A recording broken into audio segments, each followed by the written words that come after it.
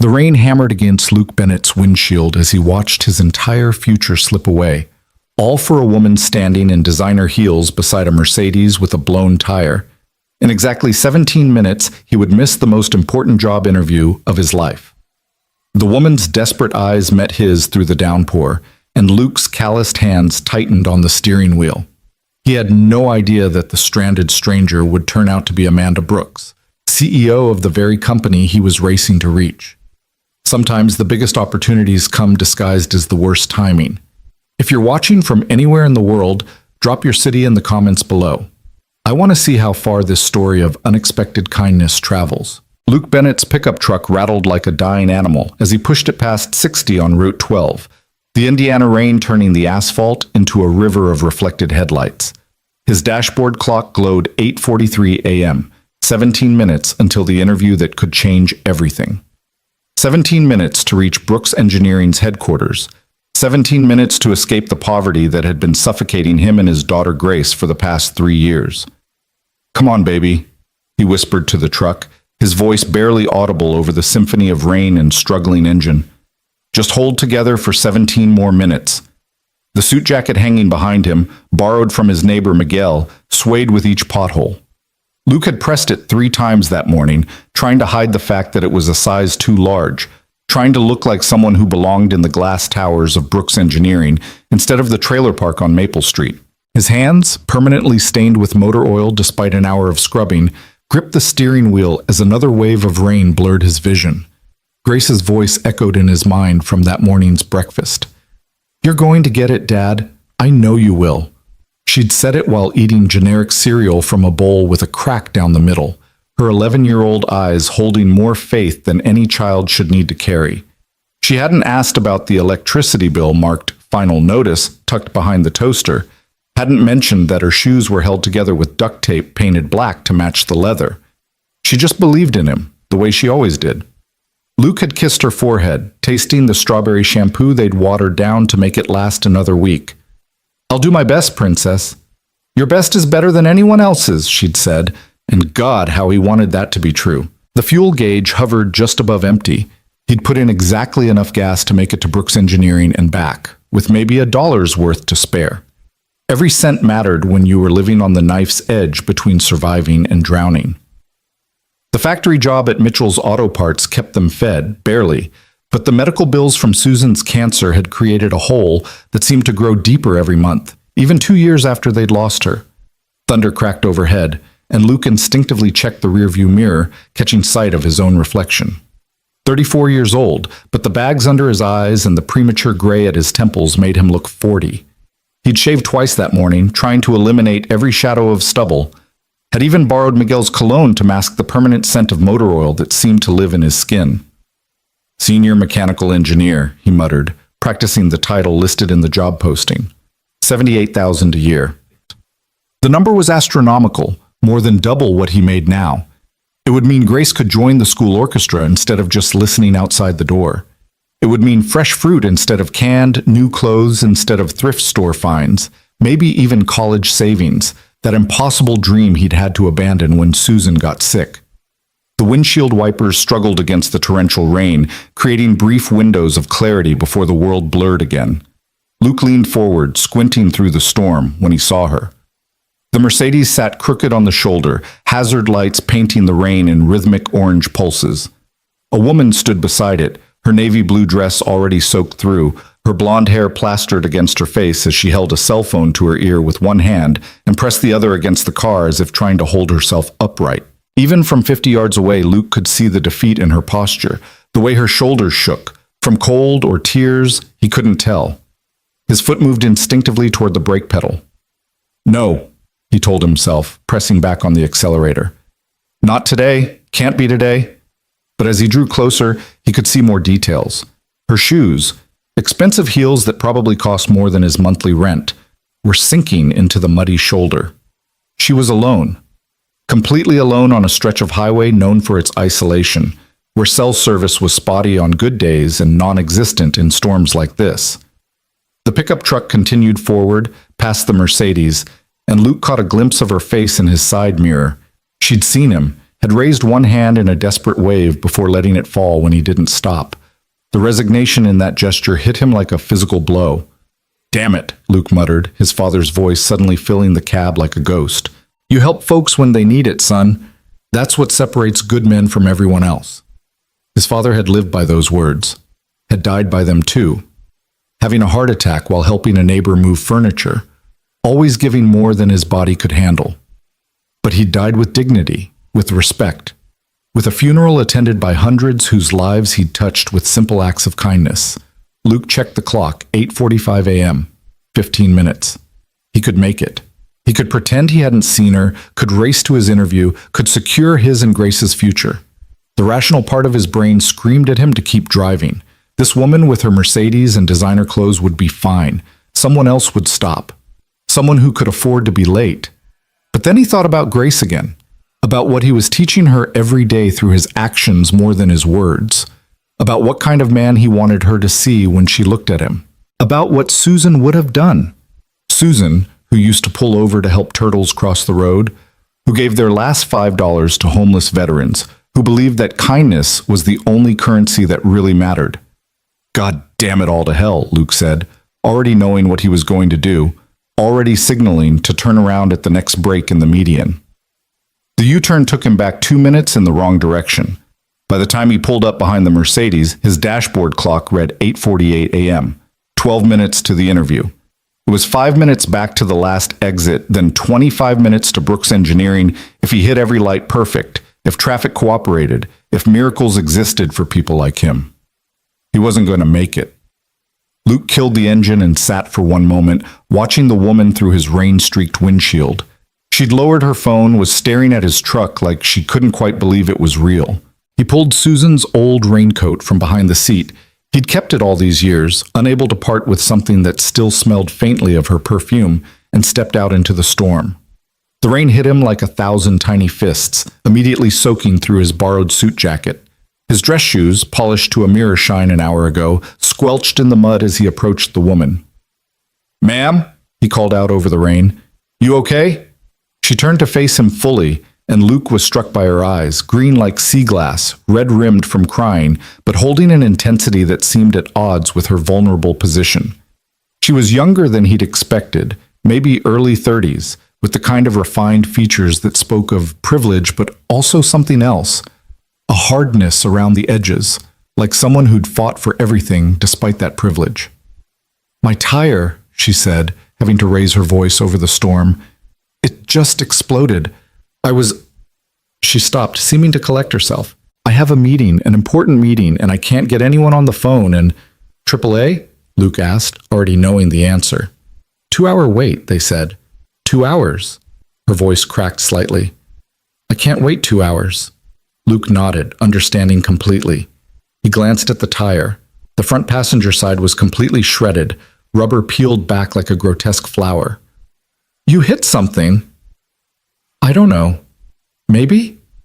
There was debris on the road from the construction zone. She wrapped her arms around herself, shivering. "I don't suppose you know how to change a tire?" The question was so absurd. Him, someone who'd been rebuilding engines since he was 12, not knowing how to change a tire, that he almost laughed. Instead, he found himself pulling off Susan's raincoat and holding it out to her. "Put this on," he said. "You're freezing." She hesitated, looking from the coat to his face. "But you'll get soaked."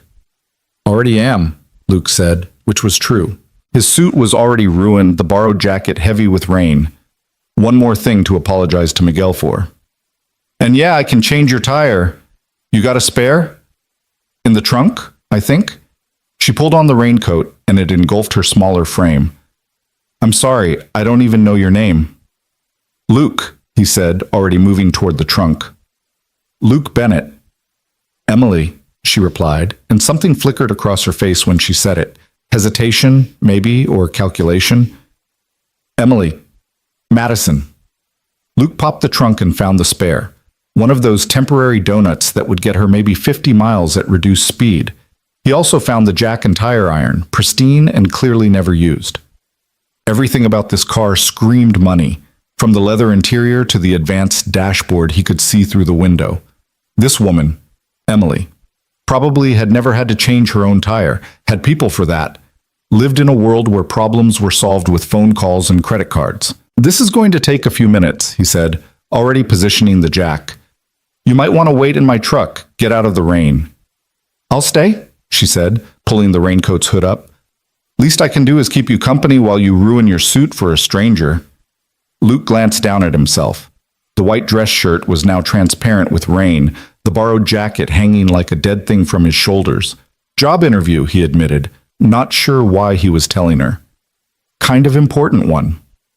Oh, God, Emily said, her hand flying to her mouth. What time? 9 o'clock. She pulled out her phone, checking the time despite the cracked screen. It's 8:52. You could still make it if... It's 25 minutes from here in good weather, Luke said, already loosening the lug nuts. And that's if I abandon you here, which I'm not doing. But your interview will have to wait, Luke said firmly, though the words felt like swallowing glass. Or they'll have to find someone else. Either way, I'm not leaving you stranded on the side of Route 12 in a storm. Emily was quiet for a moment, watching him work. The rain had lessened slightly, becoming a steady shower instead of a deluge, but it was still enough to make the simple task of changing a tire feel like a Herculean effort. Luke's fingers, already numb from the cold, struggled with the slippery lug nuts. What kind of job? Emily asked finally.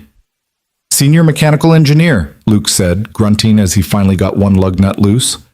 Brooks Engineering. Emily went very still. Brooks Engineering? Yeah, you know it? I've heard of it. Her voice was strange, carefully neutral. Good company, from what I understand. The best, Luke agreed, moving to the next lug nut. They do incredible work in renewable energy, sustainable manufacturing. It's not just about the money, though God knows I need that too. It's about being part of something that matters, you know? And you're missing the interview to help me. It wasn't a question, and Luke didn't treat it as one. He focused on his work, trying not to think about the clock ticking away, about Grace's face when he came home still wearing his factory uniform, about another month of choosing between electricity and groceries. Why? Emily asked suddenly. Why would you do this? You don't know me. I'm nobody to you. Luke paused, his hands on the tire iron, rain running down his face in rivulets. My wife, he said slowly, she used to say that we're all just walking each other home, that every person we meet is fighting some battle we know nothing about, carrying some weight we can't see. She said the least we can do is not add to that weight, and if we can, maybe help carry it for a while. Used to say? Cancer, Luke said simply. 2 years ago. I'm sorry. Me too. He went back to work, the familiar motions of changing a tire almost meditative despite the circumstances. But she was right about helping people. My dad said the same thing, different words. You help folks when they need it, simple as that. Even when it costs you everything? Luke thought about the interview, about the senior engineer position, about the $78,000 a year that was currently disappearing with each turn of the tire iron. Everything's relative, Yiso, he said. Yeah, this job would have changed my life. Would have meant my daughter could have things I can't give her now. But what would it really cost me if I drove past you? What would it cost her knowing her dad saw someone who needed help and chose his own interests instead? Emily was quiet for a long moment, watching him work. The spare tire was on now, and Luke was tightening the lug nuts in a star pattern, making sure the pressure was evenly distributed. Professional, even in the rain, even with his future washing away with the storm water rushing past on the highway. Your daughter, Emily said. Tell me about her. Luke's face transformed, a smile breaking through despite everything. Grace. She's 11, smartest kid you've ever met. Gets it from her mother, thank God. Wants to be a doctor or an astronaut, or maybe both. She changes her mind every week, but it's always something big, something that helps people. He gave the last lug nut a final turn. She's the reason I do everything, the reason I was trying for this job, the reason I stopped to help you. I want her to grow up knowing her dad did the right thing, even when it was hard. She sounds amazing. She is. Luke stood, his knees cracking from kneeling on the wet asphalt. Okay, you're good to go. This spare will get you about 50 miles, but keep it under 55 miles per hour. Get to a tire shop as soon as you can. There's a good one at the exit near Brookfield. Honest prices. Emily stared at him, rain still falling between them. Luke, I don't know how to thank you. Don't need thanks, Luke said, collecting the flat tire and carrying it to her trunk. Just pay it forward sometime. Help someone else when they need it. He was turning to go back to his truck when Emily caught his arm. Her hand was small, but her grip was surprisingly strong. The interview, she said. Call them. Explain what happened. Any company worth working for would understand. Luke laughed, but it was bitter. You don't know corporate America very well. They've got 300 applications for this position. They don't need to understand anything. They'll just move on to the next person who showed up on time. You might be surprised, Emily said quietly. Brooks Engineering. From what I've heard, they value character. Character doesn't pay the electric bill, Luke said, then immediately felt bad for the harshness in his voice. Sorry, it's not your fault. This was my choice. Yes, Emily said with an odd intensity. It was, and that matters more than you might think. Luke didn't know what to say to that, so he simply nodded and headed back to his truck. He was reaching for the door handle when Emily called out, Luke, wait! He turned to see her jogging toward him through the rain, Susan's raincoat flapping around her. She was holding something, a business card, he realized, as she pressed it into his hand. My number, she said. Call me later, please. I might know some people. Other opportunities. Luke looked at the card, but the rain had already begun to blur the ink. He could make out Emily Madison and a phone number, nothing else. You don't owe me anything. No, she agreed. But that's not what this is about. Just call me. Promise? There was something in her eyes, an urgency he didn't understand, but Luke nodded. Okay, I'll call. Emily smiled, the first real smile he'd seen from her, and it transformed her face completely. Good. Thank you, Luke Bennett, for everything. She ran back to her Mercedes, and Luke climbed into his truck. The engine struggled to life, coughing like an old man with pneumonia. His dashboard clock read 9:07. The interview had started 7 minutes ago. Even if he drove there now, he'd be almost 40 minutes late. It was over. Luke sat there for a moment, watching Emily's Mercedes pull carefully back onto the highway, the spare tire making it list slightly to one side. His suit was ruined. His shoes were probably ruined. Miguel's jacket was definitely ruined.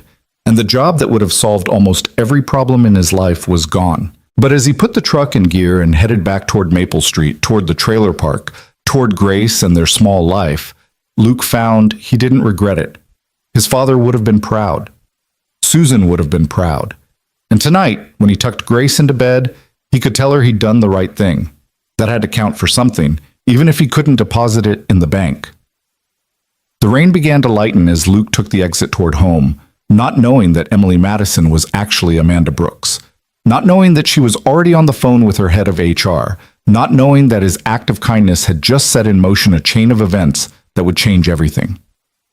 He just drove home in his rattling truck, wet and tired and unemployed, but somehow, inexplicably, at peace with the choice he'd made. The clock on the dashboard clicked over to 9:15, and somewhere in a glass tower across the city, a conference room full of executives was learning exactly why Luke Bennett hadn't shown up for his interview. But Luke didn't know that. He just drove home to his daughter, to their small life, to the dignity of having done the right thing when it mattered most. The storm was passing, and through the breaking clouds, a single ray of sunlight illuminated the road ahead. Luke took it as a sign, not that everything would be okay, but that he'd chosen correctly. Sometimes the best decisions were the ones that cost you the most. Sometimes the right path was the one that led away from what you wanted and toward who you really were. As he pulled into the trailer park, Luke saw Miguel waiting on his porch, probably to ask about the interview. Luke would have to tell him about the jacket, would have to disappoint another person who'd believed in him. But Miguel would understand. That was the thing about people who'd struggled. They understood that sometimes you had to choose between success and soul, and that choosing soul, while it might leave you poor, never left you empty. Luke parked the truck and sat for one more moment, fingering the water-stained business card in his pocket. Emily Madison. Something about her had seemed familiar, but he couldn't place it. Maybe it was just the shared recognition of someone else fighting their own battles, carrying their own weight. Or maybe it was something else, something he wouldn't understand until later. But for now, Luke Bennett climbed out of his truck, ready to face his daughter, ready to explain why Daddy didn't get the job, but why that was okay, ready to continue their small life with its large love. He'd lost an interview, but he'd kept his integrity. In the ledger of things that mattered, Luke figured he'd come out ahead. The trailer door opened before he reached it, and Grace flew out, her face bright with expectation. "Dad, how did it—" She stopped, taking in his soaked appearance, his ruined suit, the defeat he thought he was wearing like a sign. But instead of disappointment, her face softened with understanding. "You helped someone," she said. It wasn't a question.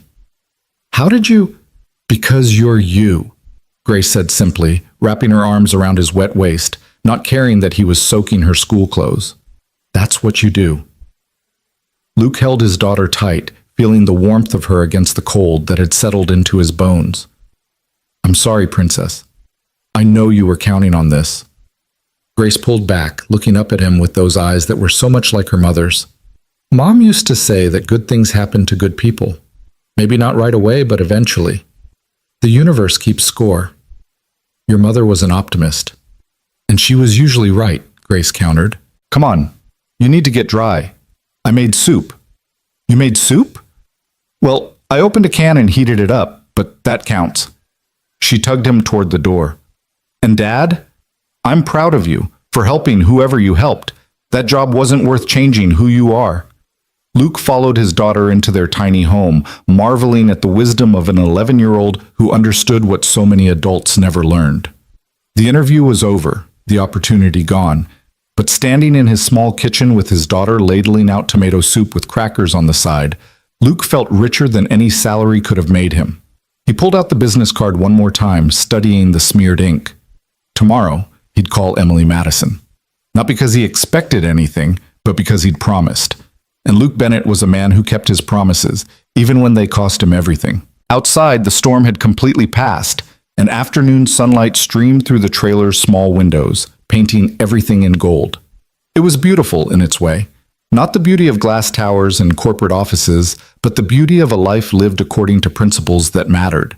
The beauty of choosing others over yourself. The beauty of teaching your daughter through actions that some things were worth more than money. Luke changed out of his wet clothes and joined Grace at their small table, eating soup and listening to her talk about her school day, about her dreams, about everything except the failed interview. And in that moment, despite everything he'd lost, Luke Bennett felt like the richest man in Indiana. He had no way of knowing that across the city, Amanda Brooks was sitting in her executive office, staring at a computer screen displaying Luke Bennett's employment history, his credit report, his daughter's honor roll certificates pulled from social media, everything her considerable resources could find about the man who'd chosen kindness over opportunity. She was already planning her next move, already orchestrating the pieces that would bring Luke Bennett back into her orbit. But that was tomorrow's story. Tonight was about tomato soup and crackers, about a father and daughter in a trailer park, about the quiet dignity of good people doing good things in a world that rarely rewarded them for it.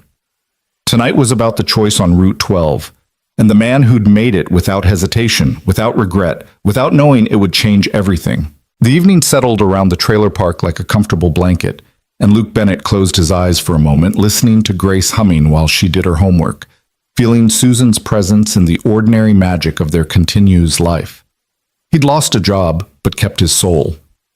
In the economy of the heart, that was a profitable trade. Tomorrow would bring new challenges, new bills, new worries. But tonight, Luke Bennett was exactly where he needed to be, exactly who he needed to be. The man who stopped in the rain, the man who helped, the man whose daughter could be proud of him even when he came home defeated. That had to be worth something. And it was, more than he could possibly imagine. The morning after the failed interview arrived like an unwelcome guest, gray and drizzling, matching Luke's mood as he stood at the kitchen counter making Grace's lunch. His hands moved automatically. Peanut butter on wheat bread, an apple that was slightly bruised but still good, a juice box he'd bought in bulk when they were on sale. The normal routine felt heavier today, weighted with the knowledge that nothing was going to change, that this was still their life, would continue to be their life. "Dad?" Grace appeared in the doorway, already dressed for school in jeans that were getting too short and a sweater that had belonged to one of Miguel's daughters. "You okay?" "Fine, princess. Just tired." Luke managed a smile, sealing her sandwich in a plastic bag that had been washed and reused so many times the zip barely held. "Did you call that lady yet? The one from yesterday?" Luke glanced at the business card on the counter, the ink now completely smeared beyond recognition, except for the phone number he had managed to memorize before it disappeared entirely. "It's too early. Business people don't start until 9. "It's 8:45, Grace pointed out, shouldering her backpack. "And you're stalling." "When did you get so smart?" "Tuesday," she said with a grin that was pure Susan. "Call her, Dad. What's the worst that could happen?" Luke could think of several worse things. Emily Madison could be some kind of salesperson who'd given him her card out of guilt, or worse, someone who'd offer him charity he couldn't accept. But he kissed Grace's forehead and promised, "I'll call." After walking Grace to the bus stop, watching until the yellow behemoth swallowed her up and rumbled away, Luke returned to the trailer and stared at his phone for a full 5 minutes. The factory didn't need him until the afternoon shift, which meant he had time to torture himself with possibilities that probably didn't exist. Finally, he dialed the number. "Amanda Brooks' office. How may I direct your call?" Luke nearly dropped the phone. "I'm sorry, I must have the wrong number. I was trying to reach Emily Madison." There was a pause on the other end. "May I ask who's calling?" "Luke Bennett. She gave me her card yesterday." "Oh, Mr. Bennett, yes. Ms. Brooks has been expecting your call. Please hold." Before Luke could process what was happening, classical music filled his ear. Vivaldi, he thought, though his knowledge of classical music came entirely from Susan's old CDs. His mind raced. Amanda Brooks, the CEO of Brooks Engineering. But the woman had said her name was Emily Madison. Why would... "Luke?" The voice was familiar, the same one from yesterday, but somehow different, more authoritative, less vulnerable. "Thank you for calling." "I'm confused," Luke said honestly. "The receptionist said Amanda Brooks, but you told me your name was Emily Madison." A sigh traveled through the phone. "I owe you an explanation and an apology. Could you come to my office today, Brooks Engineering headquarters, the same place you were supposed to interview yesterday?" "Why?" The word came out harsher than he intended. "Is this some kind of game? Rich CEO pretends to be stranded to test the help?" "It wasn't a game," Amanda, because that's who she really was, said quietly. "I was genuinely stranded. The tire genuinely blew out. I genuinely needed help. The only lie was my name, and that's complicated. Please, Luke, let me explain in person. I promise it will be worth your time. I have work at 2. Real work, at a real job where real people depend on me. I understand. Could you come now? I'll make sure you're out by 1:30. Luke wanted to hang up, wanted to tell Amanda Brooks or Emily Madison or whoever she was to go to hell. But he thought about Grace, about the electric bill, about the fact that his truck needed new brake pads he couldn't afford. Pride was a luxury for people with savings accounts. "Fine," he said, "but I'm coming in my work clothes. The suit you saw yesterday was borrowed and it's ruined now." "Come as you are," Amanda said. "That's actually perfect." An hour later, Luke stood in the marble lobby of Brooks Engineering, feeling like a fraud in his cleanest jeans and the least stained work shirt he owned. The security guard who checked his ID looked skeptical, but a quick phone call cleared his access, and soon Luke was rising in an elevator that moved so smoothly he barely felt it. The executive floor was everything he'd imagined and more. Floor-to-ceiling windows offering a view of the city, modern art that probably cost more than his trailer, the kind of hushed atmosphere that spoke of serious money and serious power. The receptionist, a polished woman in her 50s, smiled at him warmly despite his appearance. "Mr. Bennett, Ms. Brooks is waiting for you, right through there." The office door was already open, and Luke stepped through to find Amanda Brooks standing by the windows, her back to him. She wore a cream-colored suit that looked like it had been sewn directly onto her body, her blonde hair pulled back in a style that was professional but softer than he would have expected. When she turned, he saw the same green eyes from yesterday, but everything else was different. The vulnerability was gone. replaced by the kind of confidence that came from running a multi-million-dollar company. Luke, thank you for coming. Should I call you Emily or Amanda? Amanda? Emily was my mother's name. I use it sometimes when I don't want to be the CEO, when I just want to be a person. She gestured to a sitting area with leather chairs that looked more expensive than his truck. Please, sit. Luke remained standing. Why am I here? Because you missed your interview yesterday to help me. Because that interview was important to you and you chose to help a stranger instead. Anyone would have... No, Amanda interrupted. They wouldn't have. Do you know how many cars passed me before you stopped? 17. I counted. 17 people who saw a woman stranded in the rain and kept driving. You were the only one who stopped. So what, this is guilt? You feel bad that I missed the interview, so you're going to what? Give me a consolation prize? Amanda's eyes flashed. I don't do consolation prizes, Mr. Bennett, and I don't make business decisions based on guilt. Sit down, please. This time Luke sat, though he perched on the edge of the chair as if ready to bolt. Amanda took the chair across from him, crossing her legs and studying him with an intensity that made him want to check if his shirt was buttoned correctly. Tell me about your daughter, she said unexpectedly. What? Your daughter, Grace. Tell me about her. How do you know her name? I had HR pull your file after I got back yesterday. You've applied to Brooks Engineering 3 times in the last 2 years. Each time you've made it to the final round of candidates, and each time something has prevented you from getting the position. Once you missed the interview because Grace was in the hospital with pneumonia. Another time you declined the offer because it would have required relocating and you couldn't move Grace away from her support system so soon after losing her mother. Amanda leaned forward slightly. A pattern emerges. You consistently choose people over profit, relationships over advancement. That's rare, Mr. Bennett, especially in someone with your qualifications. My qualifications are a community college degree and 15 years of fixing other people's mistakes. Your qualifications, Amanda corrected, include 16 patents filed while you were at Mitchell's Auto Parts, all assigned to the company for a $50 bonus each because you needed the money more than the credit. Your qualifications include redesigning their entire assembly line process on your own time, saving them approximately $300,000 a year. Your qualifications include being the only person in the last 5 years to score perfect on our technical assessment. Luke stared at her. How do you know about the patents? Because unlike Mitchell's, I actually pay attention to talent. You're wasting yourself there, Luke. You're a brilliant engineer working as a mechanic because you can't afford to take the risk of changing jobs, because you have a daughter to support and bills to pay and no safety net to catch you if you fall. Must be nice to see all that from your tower, Luke said, unable to keep the bitterness out of his voice, to analyze the little people and their little problems. Amanda's expression didn't change, but something in her eyes did. My father built this company from nothing, started in a garage smaller than your trailer, actually. He worked 18-hour days, missed most of my childhood, had his first heart attack at 45. Do you know what he said to me before he died? He said, Amanda, I built you an empire, but I forgot to teach you how to be human. He was wrong about that. He taught me plenty about being human. He taught me that when you see someone who needs help, you help them. He taught me that character matters more than credentials. He also taught me that the best business decisions often look like the worst ones at first.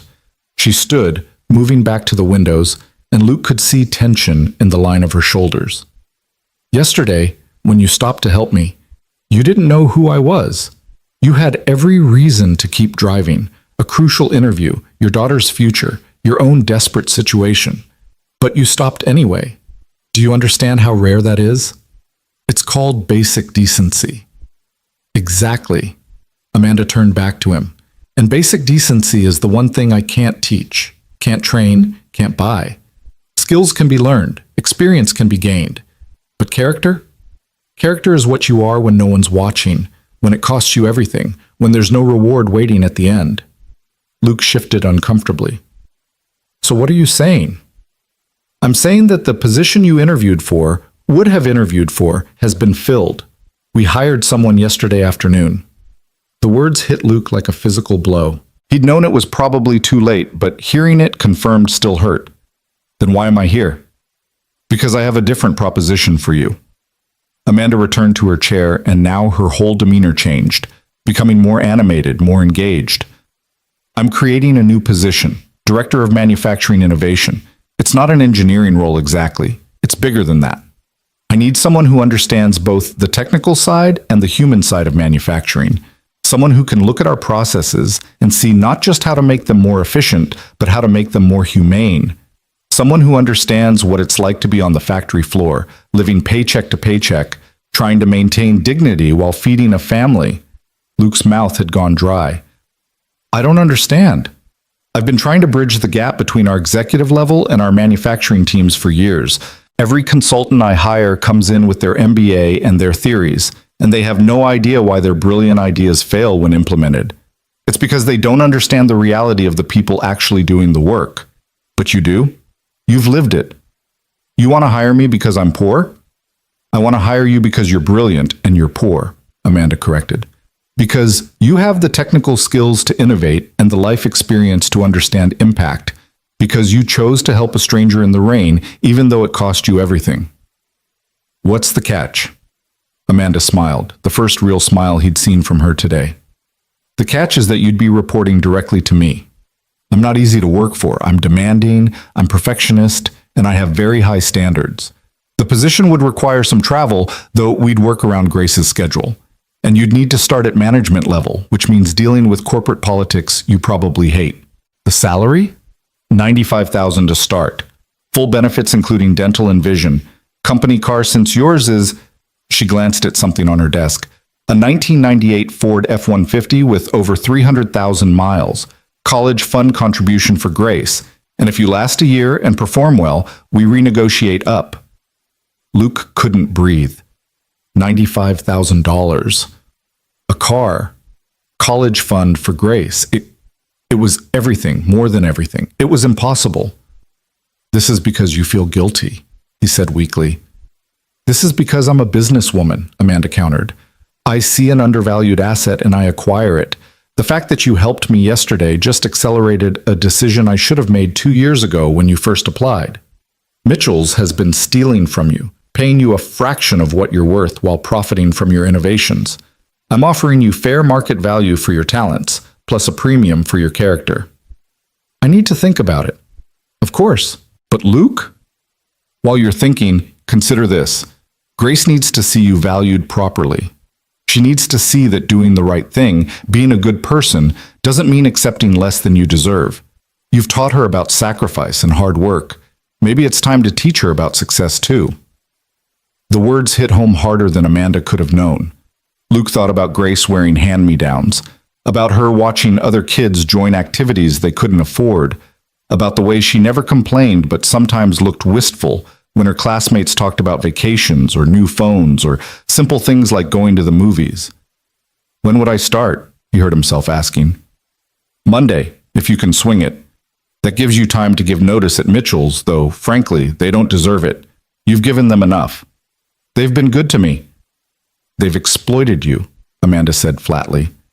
They've paid you $35,000 a year while your innovations have made them millions. That's not good to you, Luke. That's theft with a smile. Luke's phone buzzed. A text from the factory. Where are you? Henderson's looking for you. I need to go, Luke said, standing. I have a shift. Amanda stood too, and for a moment they faced each other across the expensive carpet, two people from different worlds brought together by a blown tire in the rain. The offer stands, she said. Call me when you've decided. But Luke? Don't take too long. I'm patient, but I'm not that patient. As Luke turned to leave, Amanda called out one more time. For what it's worth, yesterday when you drove away after changing my tire, I sat in my car and cried. Not because of the tire, not because I was late, but because I realized I'd forgotten what it looked like when someone did something simply because it was right. You reminded me of my father, of why he started this company, of what we're supposed to be about. So thank you for that. Luke didn't know what to say, so he just nodded and left, riding the smooth elevator down to reality, to his truck that took 3 tries to start, to his shift at Mitchell's where he'd spend the next 8 hours covered in grease and sweat for barely enough money to survive. But something had shifted. A door had opened that he'd thought was permanently closed. As he drove to the factory, Luke thought about Amanda Brooks, about the way she'd said character couldn't be bought. He thought about his father, who died with nothing but respect. He thought about Susan, who'd believed that kindness always came back around. And he thought about Grace, who deserved so much more than he'd been able to give her. The factory loomed ahead, all concrete and corrugated metal, looking more like a prison than ever. Luke parked in his usual spot, noticing how his truck looked even more pathetic next to the newer vehicles of management, who made twice what he did while contributing half as much. Henderson was waiting at the time clock, his face red with annoyance. "Bennett, where the hell have you been? We've got a crisis on line 3. "Sorry, Mr. Henderson, family emergency." "There's always something with you, isn't it? Get suited up and get out there. Thompson's ready to shut the whole line down." Luke bit back his response, heading to his locker to change into his coveralls. The same coveralls he'd worn for 5 years, his name embroidered on the pocket in thread that was coming loose. As he tied his steel-toed boots, Roberts from line 2 leaned against the adjacent locker. "Heard you had an interview at Brooks yesterday. How'd it go?"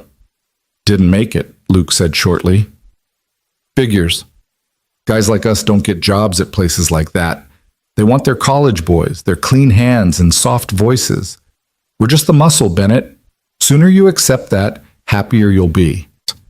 Luke wanted to tell Roberts about the offer, about the $95,000, about the possibility that guys like them could indeed move up.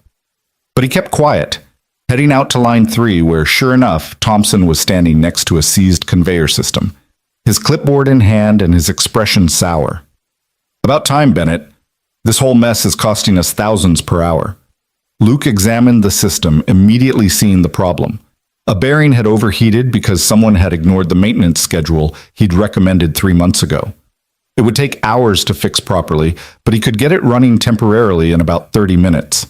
As he worked, lying on his back under the conveyor, oil dripping onto his face, Luke thought about what Amanda had said. Theft with a smile. "Bennett!" Thompson's voice cracked like a whip. "Stop daydreaming and fix the damn machine." "It would have been prevented if you'd approved the maintenance I requested," Luke said, sliding out from under the conveyor. "This bearing was on the replacement list 3 months ago. We don't pay you to make lists, Bennett. We pay you to fix things when they break. And then fix them again when they break again because you won't invest in proper maintenance." Thompson's face darkened. "You got something to say, Bennett?" 3 days ago, Luke would have backed down, would have apologized, would have remembered that he needed this job to keep Grace fed and housed. But something had changed. The offer from Amanda Brooks sat in his mind like a loaded gun, giving him a courage he hadn't felt in years. "Yeah, I do have something to say. This factory runs on equipment that's held together with prayers and duct tape. You ignore every recommendation I make because it costs money up front, then act surprised when everything falls apart. I've saved this company hundreds of thousands with my improvements. And what do I get? 35 grand a year and lectures about knowing my place." The floor had gone quiet. Other workers were watching, some with shock, others with something that looked like admiration. Thompson's face had gone from red to purple. "You're walking a thin line, Bennett." "No, I'm walking out," Luke heard himself say. "I quit." The words hung in the air like an explosion. Thompson actually took a step back. You can't quit. You've got a daughter to support. You need this job." "I need a job," Luke corrected. "I don't need this job. Fix your own machines, Thompson. Or better yet, hire someone else for 35 grand and see how that works out for you." Luke set down his tools deliberately and carefully. He walked back to the locker room, peeling off the coveralls for the last time, aware that half the factory was watching him. Roberts was still there, his mouth hanging open. "Bennett, what the hell are you doing?" "Something I should have done years ago," Luke said, pulling on his street clothes.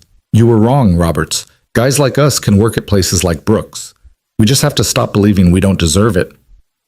As he walked out of Mitchell's Auto Parts for the last time, Luke felt a mix of terror and exhilaration. He had no backup plan if Amanda Brooks rescinded her offer. He'd just bet everything on a woman he'd helped in the rain, on a promise of $95,000 and a chance at dignity.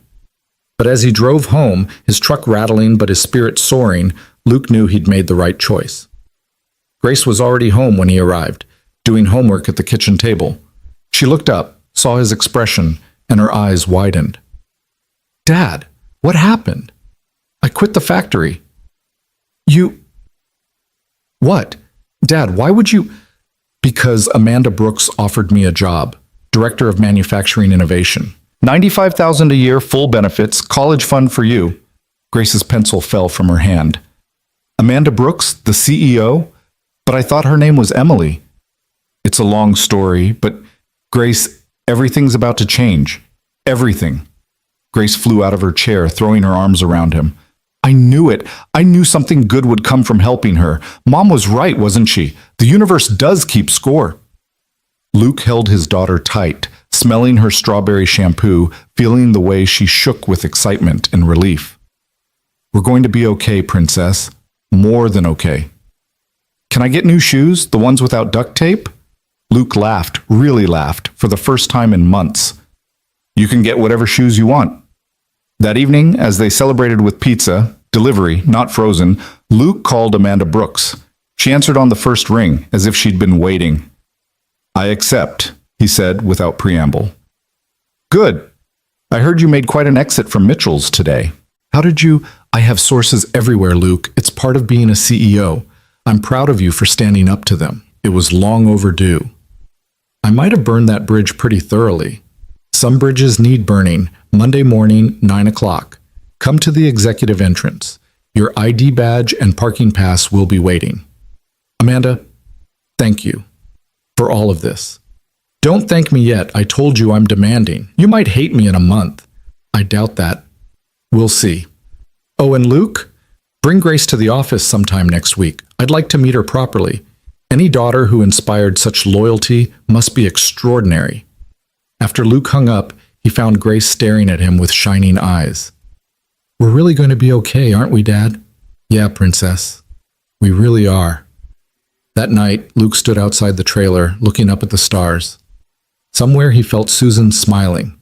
She'd always believed that kindness came back around, that good things happened to good people. It had taken longer than expected, had come in a form he never could have imagined, but she'd been right.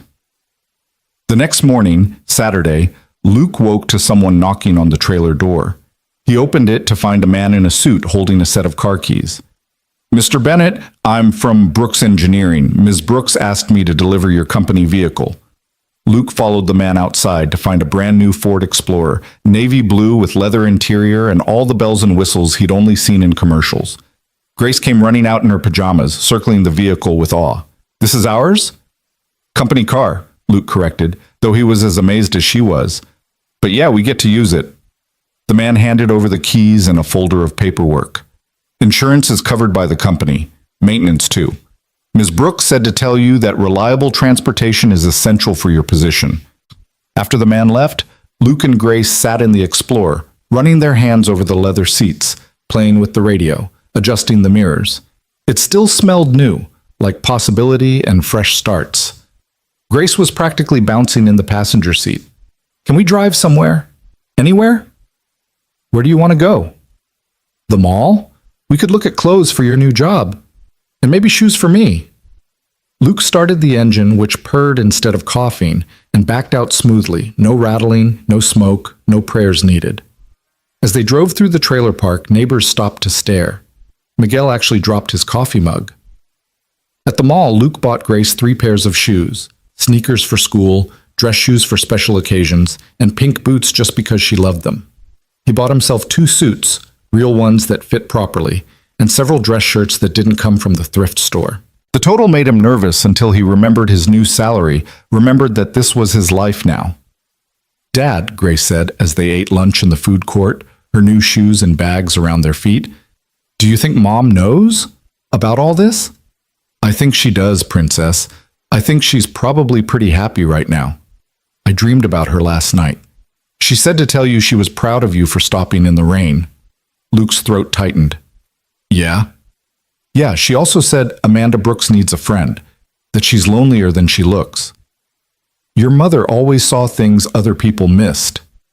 That evening, Luke started getting ready for Monday, reading through the packet Amanda's assistant had sent over about Brooks Engineering, about their commitment to sustainable manufacturing, about their vision for the future. It was everything he dreamed of being part of, and now it was really happening. Sunday afternoon, Grace helped him pick out his outfit for the first day. The navy suit, she decided, with the light blue shirt. You look important in that one. I don't feel important. You will, Grace said confidently. Amanda Brooks saw what everyone else missed. That makes her pretty smart. That night, Luke couldn't sleep. He stood at the window watching the trailer park settle into darkness, knowing this was probably their last few months here. Once he'd established himself at Brooks, once the paychecks started coming, they could move to a real house in a neighborhood with sidewalks and good schools, where Grace could have friends over without being embarrassed. His phone buzzed with a text from an unknown number. When he opened it, he found a message from Amanda. Stop overthinking. You're going to be brilliant. See you in the morning. Luke smiled, wondering how she'd known he was awake, worrying. Maybe successful CEOs had a sixth sense about these things. Or maybe she was awake too, thinking about the gamble she'd taken on a mechanic who'd stopped to change her tire. The clock ticked past midnight, officially making it Monday. In 9 hours, Luke would walk into Brooks Engineering not as an interviewee, not as a hopeful, but as Director of Manufacturing Innovation. It sounded impossible, felt impossible, but the car keys on his counter and the suits in his closet said otherwise. Thank you, he whispered to the universe, to Susan, to whatever forces had put him on Route 12 at exactly the right moment. Then he went to bed, ready for his new life to begin. Monday morning arrived with unusual sunshine, the kind that made even the trailer park look almost optimistic. Luke stood before the bathroom mirror, adjusting his new tie for the third time, his hand surprisingly steady despite the hurricane of nerves in his stomach. Grace sat on the closed toilet seat, offering commentary on his appearance with the seriousness of a fashion consultant. A little to the left, she directed, pointing at the tie. There. Perfect. You look like you belong in a magazine, Dad. I feel like I'm wearing a costume, Luke admitted, smoothing down the jacket of his navy suit. It fit perfectly, unlike anything he'd ever worn before, but that perfection felt foreign against his skin. It's not a costume if it's who you're supposed to be, Grace said, wisdom beyond her 11 years shining through again. Mom used to say that sometimes we have to grow into our blessings. Luke turned to face his daughter fully. When did you become the parent here? Someone has to make sure you don't chicken out, she said with a grin. Now go. You don't want to be late on your first day. The drive to Brooks Engineering in the Explorer felt surreal. No engine noise, no worried glances at the temperature gauge, no prayers at red lights. Luke pulled into the executive parking area, his name already on a reserved spot near the entrance. His name, on a sign, at Brooks Engineering. He sat there for a moment, gripping the steering wheel, remembering another morning just days ago when he'd been racing to an interview he'd never make. The executive entrance opened into a different lobby than the one he'd visited on Friday. This one was smaller, more intimate, with fresh flowers and a coffee bar where several well-dressed people chatted quietly. Luke felt their eyes on him as he approached the desk, wondering if they could tell he didn't belong, that he was just a mechanic playing dress-up. Mr. Bennett! The receptionist, a different one from Friday, smiled warmly. Ms. Brooks is expecting you. I'm Patricia. I'll be one of your administrative contacts. Here's your badge, your laptop, and your company phone. Ms. Brooks asked that you come straight to conference room A on the 20th floor. Luke juggled the items, the laptop alone worth more than he'd made in a month at Mitchell's. The badge had his photo from the application, but underneath it read Director Manufacturing Innovation in bold letters. It felt like fiction. The 20th floor hummed with purposeful energy. People moved through the hallways with the kind of confidence that came from knowing they mattered, that their work meant something. Luke found conference room A, a glass-walled space with a view that stretched to the horizon. Amanda was already there, along with 5 other people who looked up as he entered. Luke, perfect timing. Amanda stood and the others followed suit. Everyone, this is Luke Bennett, our new Director of Manufacturing Innovation. Luke, meet your team. The introductions blurred together. Jennifer from Quality Control, Marcus from Engineering, David from Operations, Sarah from Finance, and Tom from Human Resources. They all smiled, shook his hand, but Luke caught the skepticism in some of their eyes. He was an unknown, an outsider, someone Amanda had apparently plucked from nowhere. Luke comes to us from the manufacturing floor, Amanda said, and Luke noticed she didn't mention Mitchell's specifically. He brings a perspective we desperately need, someone who understands the reality of production, not just the theory. His first assignment is to evaluate our Southside facility. We're hemorrhaging efficiency there, and traditional approaches have failed.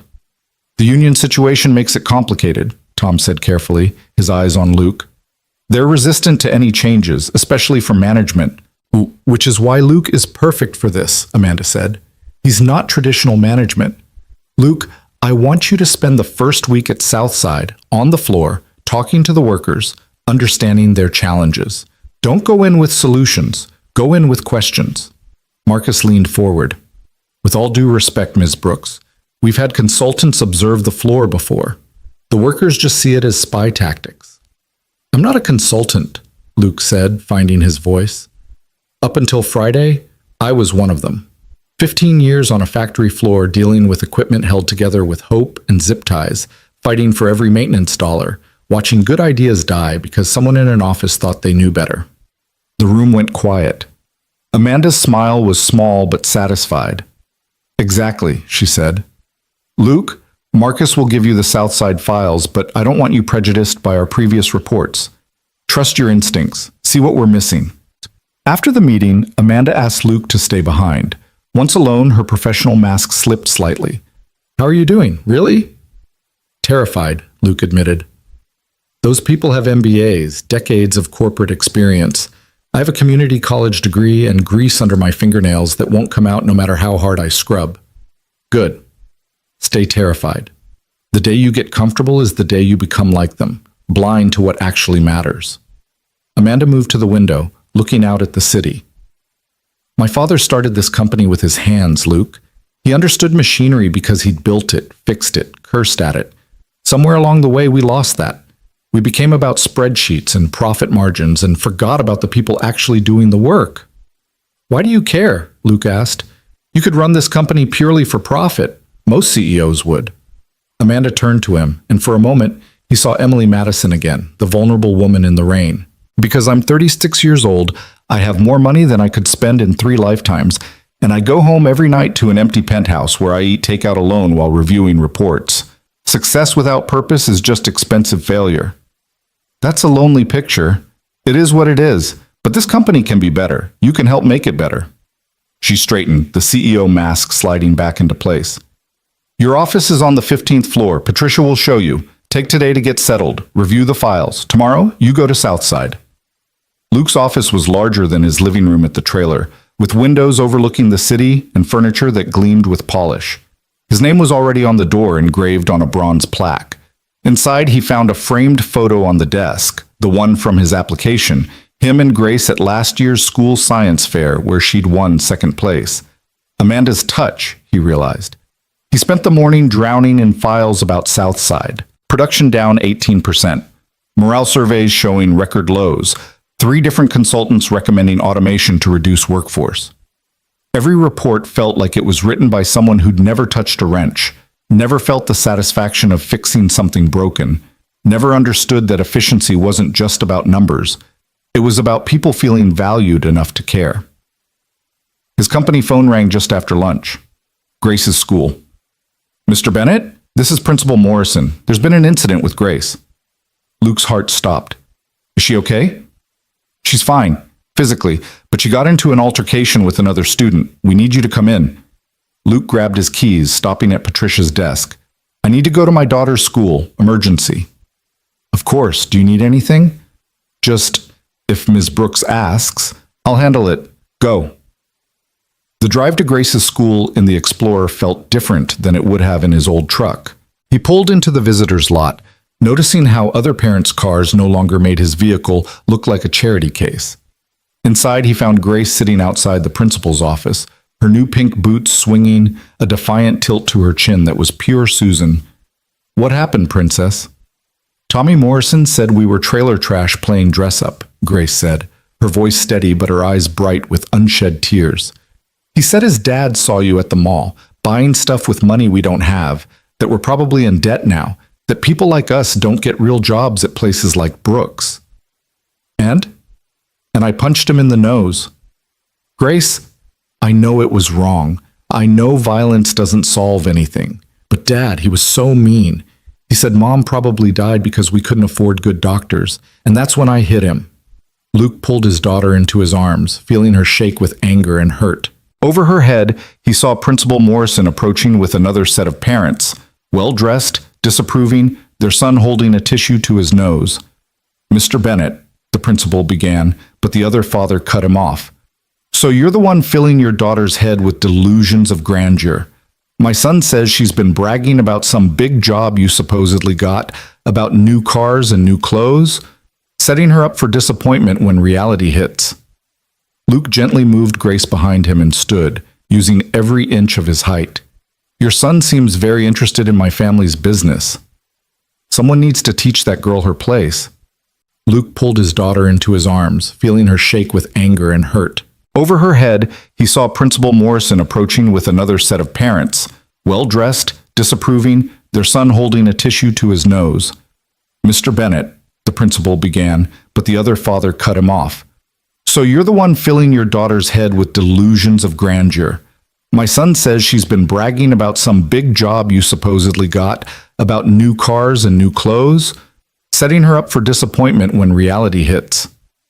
Luke gently moved Grace behind him and stood, using every inch of his height. Your son seems very interested in my family's business. Someone needs to teach that girl her place. Her place, Luke said, his voice dangerously quiet, is wherever she decides it should be. And right now, it's at the top of her class academically, which I believe is several positions above your son. How dare you? Your son attacked my daughter with words about her dead mother. She responded with her fists. I don't condone violence, but I understand it. What's your excuse for raising a bully? Principal Morrison stepped between them. Gentlemen, please, Mr. Morrison, Mr. Bennett, both children were wrong. Grace will serve 2 days of in-school suspension for fighting. Tommy will serve the same for bullying and inappropriate comments. This is outrageous, Mr. Morrison sputtered. My son was assaulted. Your son was held accountable, the principal said firmly. Something that perhaps should happen more often. After the Morrisons stormed out, Principal Morrison turned to Luke. Grace is a wonderful student, Mr. Bennett. This isn't like her. She's been under a lot of pressure. Things are changing for us, big changes, and not everyone is happy about it. I heard about your new position. Congratulations. It's well deserved, and anyone who says otherwise is speaking from jealousy, not truth. On the drive back to school after signing the suspension paperwork, Grace was quiet. Finally, she said, I'm sorry, Dad. I know you taught me better. You stood up for our family, for your mom. I can't be too angry about that. Are you going to get in trouble at your new job? Let me worry about that. You just focus on being you, Princess. The Tommy Morrisons of the world will always exist. We can't punch them all in the nose, no matter how much they deserve it. Grace giggled despite herself. He did look pretty surprised. I bet he did. When Luke returned to Brooks Engineering, he found Amanda waiting in his office, sitting in one of the visitors' chairs, reviewing something on her phone. Patricia told me you had a family emergency. Everything okay? Luke explained the situation, expecting disappointment or concern about his professionalism. Instead, Amanda laughed, actually laughed, the sound transforming her face. She punched him? Good for her. I'm supposed to be discouraging violence. You're supposed to be raising a strong young woman who knows her worth. Sounds like you're doing exactly that. Amanda stood, smoothing her skirt, though maybe teach her about plausible deniability. Lawyers are expensive. Speaking from experience, I once threw a stapler at a board member who suggested I was only CEO because I was my father's daughter. I was 28, newly appointed, and terrified they were right. She moved toward the door, then paused. Bring Grace by this week. I'd like to meet the girl who defends her family with such ferocity. That evening, as Luke helped Grace with her homework, she'd have plenty of time to complete it during suspension. His phone rang. Unknown number. Bennett, this is Jim Mitchell, Luke's former boss. He tensed. Mr. Mitchell, I heard about your exit on Friday. Also heard Amanda Brooks snatched you up. Smart woman. Smarter than me, apparently. Sir? I'm calling to apologize, Bennett.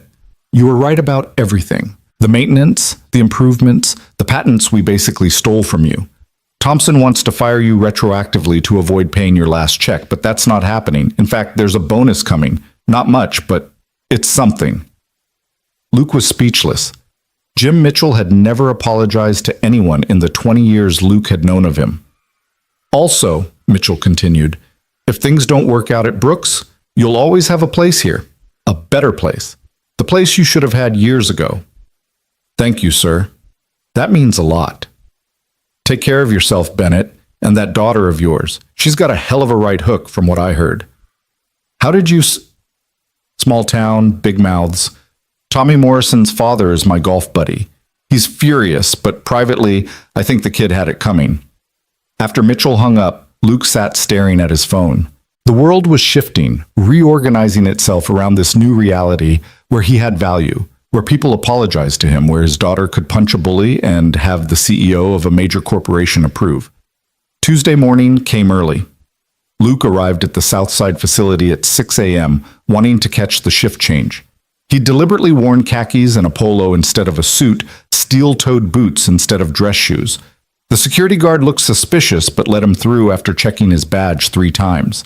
The facility was enormous, 3 times the size of Mitchell's, with production lines that should have been humming with efficiency, but instead stuttered and stopped with alarming frequency. Luke positioned himself near the break room, watching the night shift trudge out while the day shift dragged themselves in. The body language alone told him more than any report could. You the new suit? A voice behind him asked. Luke turned to find a man about his age, weathered face, calloused hands, the universal look of a lifer. I'm Luke Bennett, and you? Carl Rodriguez, line supervisor. Though what I supervise changes depending on what's broken that day. Show me, Luke said simply. Carl looked surprised. Show you what? Everything. What's broken, what's held together with prayer, what keeps you up at night. For the next 6 hours, Carl led Luke through the reality of Southside. Ancient equipment that should have been replaced years ago. Safety shortcuts that made Luke's skin crawl. Workers doing the jobs of 3 people because hiring was frozen. And underneath it all, a rage that simmered just below the surface. You want to know why efficiency is down? Carl said, standing next to a conveyor held together with duct tape and wire. Because we stopped caring. Brooks keeps sending consultants who tell us we're doing it wrong, that we need to work smarter, not harder. But we're already working smart. We're just working with garbage. What would fix it? Luke asked. Carl laughed bitterly. You got $50 million? Because that's what it would take to actually fix this place. But if you had to start somewhere, one thing, what would it be? Carl studied him for a long moment. You're not like the other suits. 3 days ago, I was changing tires for 35 grand a year. No shit. No shit. Carl's entire demeanor changed. Okay, one thing, the main bearing on line 1. It's going to catastrophically fail within the week. When it does, it'll take out half the line, maybe hurt someone. We've been reporting it for 3 months. Nothing. Show me the reports. Carl pulled out a battered folder, pages of maintenance requests, all denied or deferred. Luke photographed each one with his company phone. I'll be back, Luke said. Sure you will. Luke drove straight back to headquarters, taking the stairs to the 20th floor 2 at a time. He found Amanda in her office in a meeting with 3 board members. Patricia tried to stop him, but he knocked anyway. Luke? Amanda looked up, surprised. We're in the middle of... Southside Line 1 is going to fail catastrophically within the week. When it does, you're looking at minimum $2 million in damages and possible lawsuits if someone gets hurt. I need $40,000 and 2 days to prevent it. The board members looked scandalized. One, an older man with silver hair, stood up. This is highly inappropriate. You can't just barge in. Richard, sit down, Amanda said quietly. Luke, you're certain. Luke spread Carl's reports on her desk. 3 months of warnings, all ignored. This isn't about efficiency anymore. It's about safety. Amanda studied the reports, her face hardening. Richard, you oversee Southside operations. Care to explain why these were ignored? Budget constraints? We had a net profit of 80 million last year, Amanda said coldly. We can afford 40,000 for critical maintenance. Luke, you have approval. What else? I need hiring authority. They're running skeleton crews. It's not sustainable. Done. Anything else? Trust. They don't trust management, and they shouldn't. We've given them no reason to. Amanda looked at the board members. Gentlemen, we'll continue this later. Luke, walk with me. She led him out of the office, down the hallway, into an elevator. She hit the button for the parking garage. Where are we going? South side. If we're fixing this, we're doing it right. She pulled out her phone, rapid-fire texting. I'm calling an all hands at the facility. Every executive, every manager, they're going to hear directly from the floor why we're failing. They won't like that. Good. Comfort breeds complacency. The elevator opened and Amanda strode toward her car, a silver Tesla that probably cost more than most people's houses. Follow me. This is going to be interesting. The meeting at Southside was like nothing Luke had ever seen. Amanda had the entire workforce assembled in the main floor, executives and laborers side by side. She stood on a makeshift platform, designer heels and all, and proceeded to publicly eviscerate her management team for their failures. Mr. Rodriguez, she called out, and Carl nearly dropped his coffee. Please tell everyone about the bearing on line 1. Carl looked terrified, but Luke nodded encouragingly. Slowly, Carl explained the situation, the ignored reports, the impending failure. As he spoke, his confidence grew, and soon other workers were chiming in with their own examples of neglect and mismanagement. This ends now, Amanda said when the litany of complaints finally ended. Mr. Bennett is now in charge of all Southside operations. Anyone who has a problem with that can clean out their desk. You can't just... Richard started.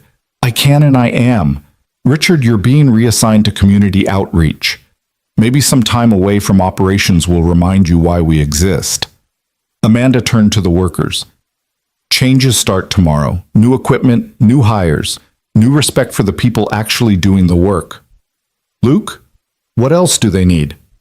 Luke looked at the sea of skeptical faces, men and women who'd been burned too many times to trust easily. A reason to believe this isn't just another corporate publicity stunt. Fair. Amanda pulled off her designer jacket, revealing a simple blouse underneath. Mr. Rodriguez, show me this bearing. I want to understand exactly what we're dealing with. The image of Amanda Brooks, CEO, crawling under industrial equipment in her designer clothes while Carl explained bearing mechanics would become legendary at Southside.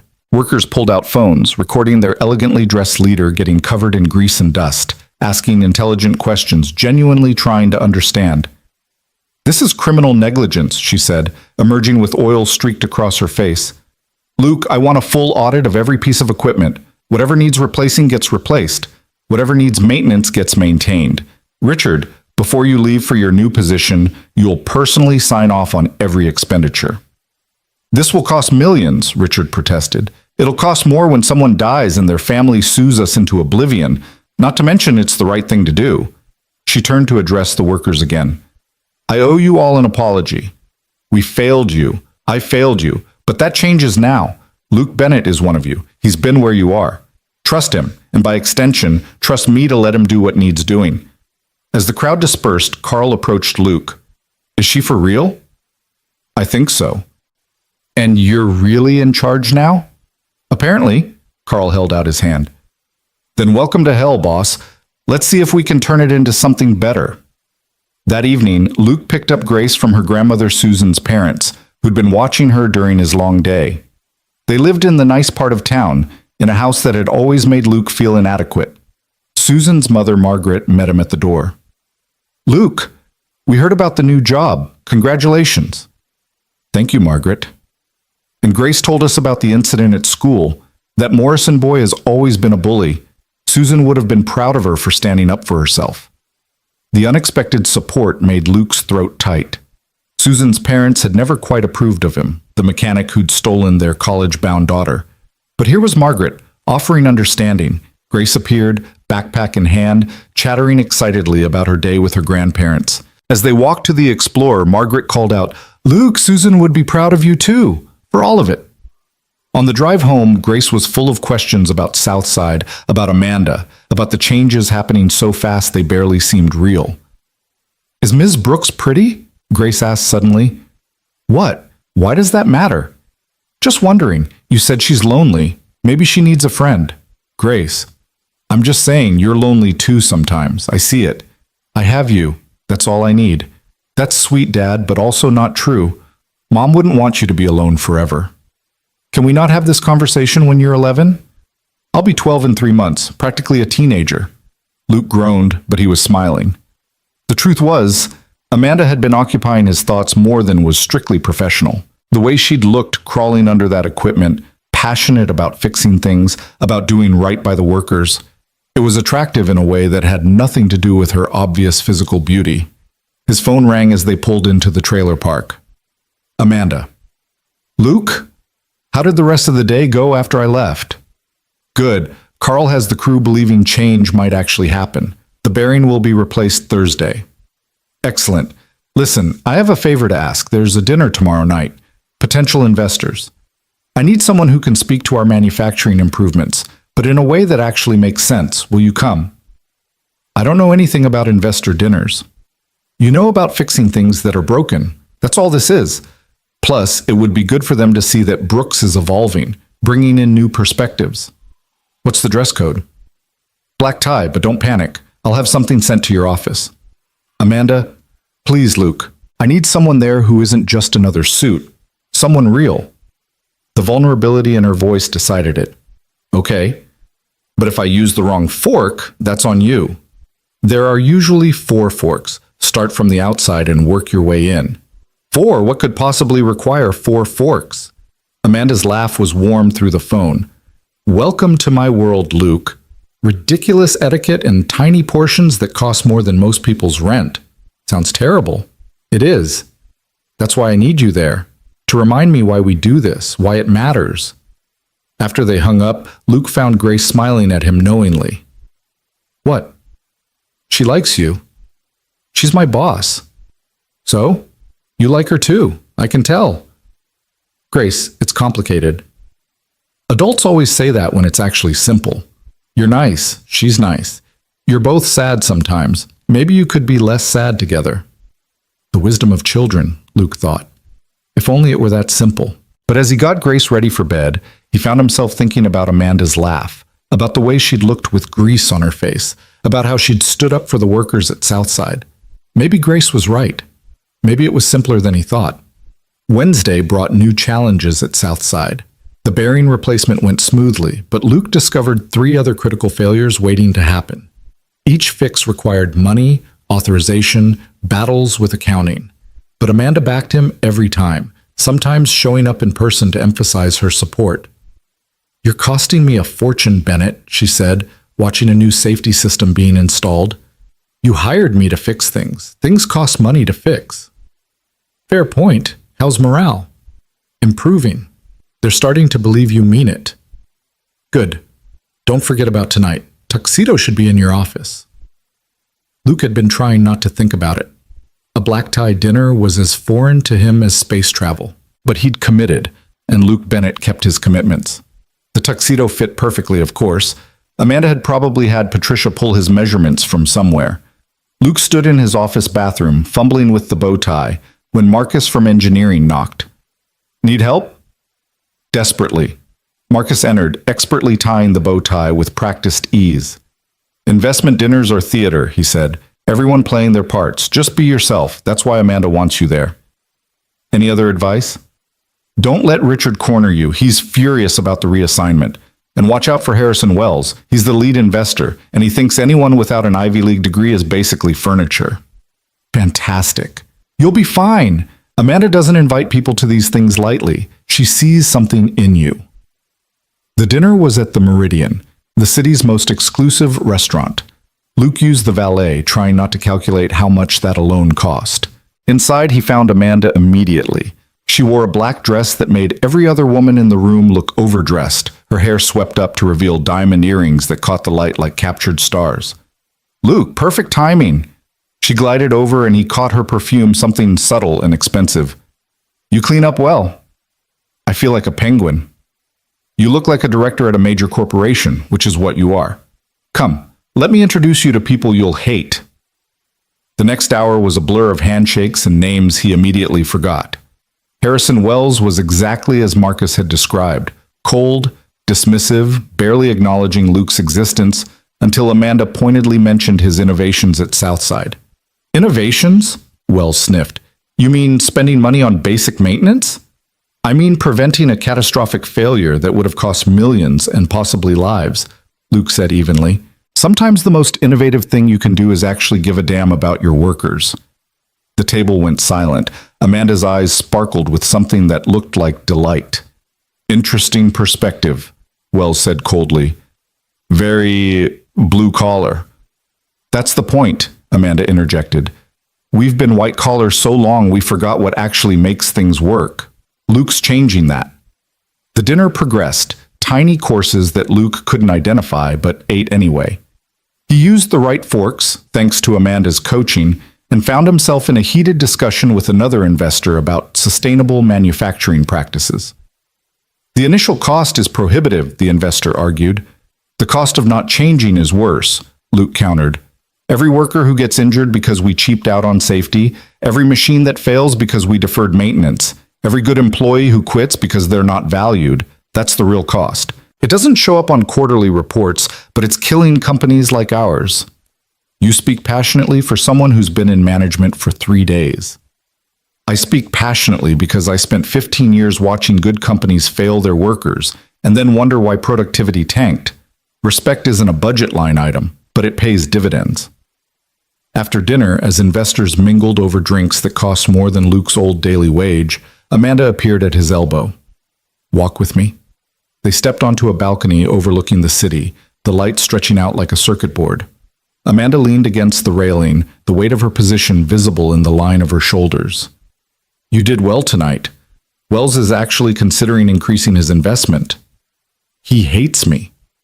He hates what you represent, change, accountability, the end of the old boys club, but he loves money more than he hates change, and you made a compelling case for profitability through ethics. Is that what I did? Amanda turned to face him, and in the moonlight, she looked younger, softer, more like Emily Madison than Amanda Brooks. You reminded them why we exist, not for stock prices or quarterly earnings, but to build things, to employ people, to matter. That's very idealistic for a CEO. I'm a romantic, she said with a self-deprecating laugh. I still believe business can be about more than greed. Your father would be proud. Amanda's eyes glistened. I hope so. Some days I feel like I'm failing him, like I've let the company become exactly what he never wanted. Without thinking, Luke reached out and touched her arm. You're not failing. You're fighting. That's what matters. She looked at his hand on her arm, then up at his face. Something shifted in the air between them, a recognition of possibility, of connection beyond professional boundaries. Luke, she said softly. I know, he said, pulling his hand back. You're my boss. This is inappropriate. Highly inappropriate, she agreed, but she didn't step away. HR would have a field day. Definitely. They stood there, not touching but somehow closer than before, the city lights bearing witness to something unspoken but understood. I should go, Luke said finally. Grace is with the neighbors and, of course, thank you for tonight, for everything. As Luke drove home in his Explorer, his mind churned with possibilities and complications. Amanda Brooks was brilliant, beautiful, powerful, everything he wasn't, but she was also lonely, driven by purpose rather than profit, and she looked at him like he mattered, like he was more than just a mechanic who'd gotten lucky. Grace was still awake when Luke got home, curled up on the couch with a book, waiting. She looked up as he entered, taking in the tuxedo with wide eyes. You look like James Bond, she said, setting her book aside. How was the fancy dinner? Tiny food, big egos, and 4 forks, Luke said, loosening the bow tie that had been strangling him all evening. How was Mrs. Patterson? Fine. She made meatloaf. It was very solid. Grace patted the couch beside her. Tell me about Ms. Brooks. Luke sat down, the expensive fabric of the tuxedo strange against their worn couch. What about her? Did she look pretty? Grace, Dad, I'm not blind. Something happened. You look different. Luke studied his daughter, this 11-year-old with an old soul, wondering when she'd become so perceptive. It's complicated, Princess. Because she's your boss or because you're scared? Both, Luke admitted, and because of Mom. Grace shifted closer, taking his hand. Mom's been gone 2 years, Dad. She wouldn't want you to be alone. She told me that near the end. She said you were too good at loving to waste it. Luke's throat tightened. She said that? She said lots of things. She said you'd blame yourself for not being able to save her, but that some things can't be fixed, only accepted. She said you'd throw yourself into work and taking care of me, but that eventually you'd need to remember you're a person too, not just a dad. I miss her, Luke said quietly. Me too, every day. But missing her doesn't mean we stop living. That would make her sad. Luke pulled Grace close, marveling at the wisdom Susan had left behind in their daughter. When did you get so smart? Tuesday, remember? Grace said with a small smile. But seriously, Dad, Ms. Brooks seems nice, and she must be smart if she hired you. It wouldn't be appropriate. There are rules about these things. Adults have too many rules, Grace declared. But okay, just don't close doors before you see what's behind them. The next morning brought chaos at Southside. Luke arrived to find a crowd of workers gathered around line 2, where a pipe had burst during the night shift, flooding half the floor. Carl was there, soaked and exhausted, trying to coordinate the cleanup. Insurance is going to have a field day, Carl said as Luke approached. This is going to cost whatever it costs, Luke interrupted. Are people safe? Yeah, no injuries, just a mess. Then everything else is just money and time. Luke pulled out his phone, calling Amanda's direct line. She answered on the second ring. Luke? It's 6:30 in the morning. Southside flooded, burst pipe on line 2. No injuries, but we're looking at significant damage. I'm on my way. You don't need to Yes, I do. These people need to see leadership actually caring. Give me 20 minutes. She arrived in 15, wearing jeans and a Brooks Engineering sweatshirt Luke had never imagined she owned. Her hair was in a ponytail, her face free of makeup, and somehow she looked more beautiful than she had in the designer dress. Show me, she said simply. For the next 3 hours, Amanda Brooks worked alongside the cleanup crew, mopping floors, moving damaged equipment, her expensive manicure ruined within minutes. Workers kept stealing glances, unable to reconcile this woman with the CEO they'd heard about but never seen. Ma'am, one young worker said hesitantly, you don't have to do this, we've got it. What's your name? Amanda asked. Jerome Washington.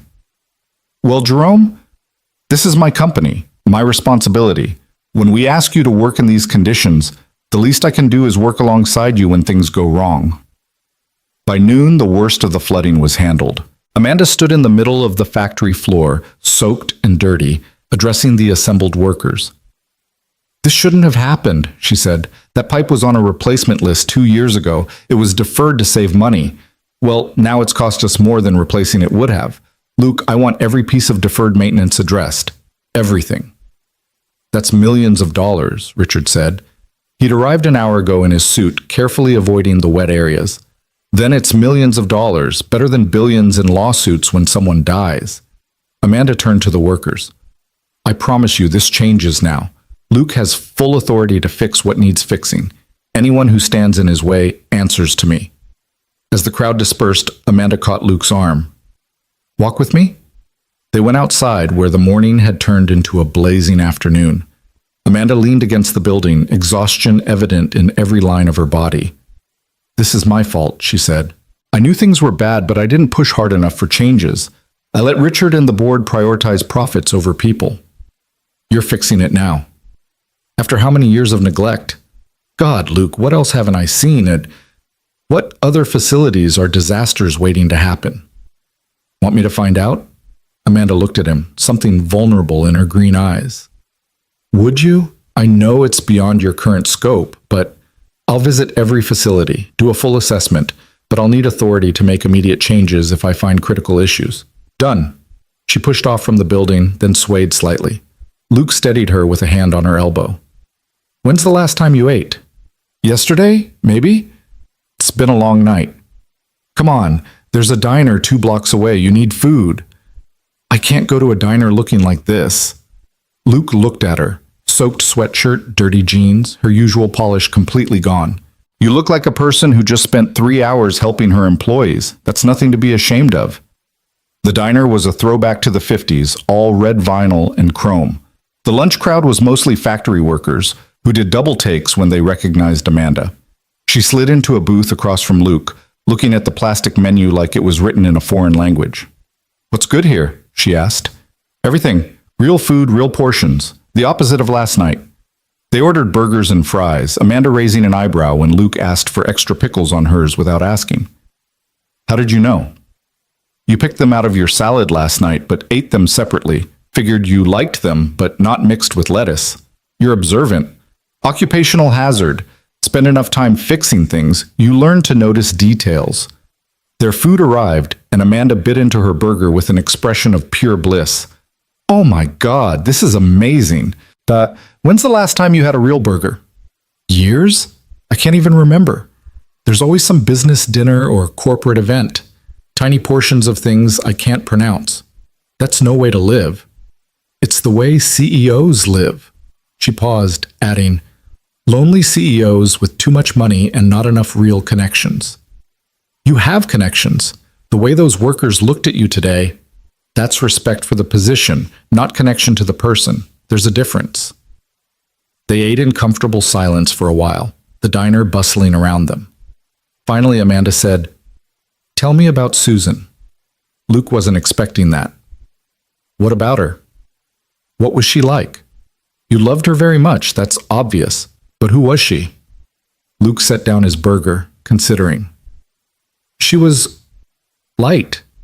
That's the best way to describe her. She made everything brighter just by being there. Smart, funny, kind to a fault. She could find beauty in anything. A sunset, a dandelion growing through concrete, the way Grace laughed. How did you meet? High school. I was nobody, just another kid from the wrong side of town. She was headed for college, probably med school, but she saw something in me no one else did. We had Grace young, too young really, but Susan never regretted it. Said Grace was our miracle, even if the timing was off. She sounds wonderful. She was.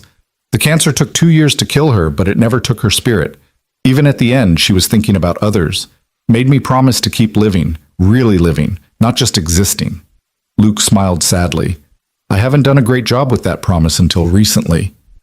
Amanda reached across the table, covering his hand with hers. I think you're doing better than you realize. The touch was electric, sending warmth up Luke's arm. They stared at each other for a moment, the busy diner fading away. Then Amanda's phone rang, shattering the moment. I have to take this, she said apologetically, pulling her hand back. Brooks? Yes, I'm aware of the flooding. It's handled. No, Richard, I don't care about the quarterly impact. Luke watched her shift back into CEO mode, confident and commanding despite her disheveled appearance. When she hung up, she sighed. Emergency board meeting about the Southside expenses. They want to discuss my reckless spending. Your board sounds delightful. They're dinosaurs who think workers are expendable resources, not people. But they're also the ones with the money and influence to keep Brooks running. She pulled out her wallet, but Luke waved her off. I've got it. CEOs shouldn't have to pay for their own burgers. Luke, let me do this, please. She smiled, that soft Emily Madison smile that transformed her face. Thank you. For lunch, for Southside, for everything.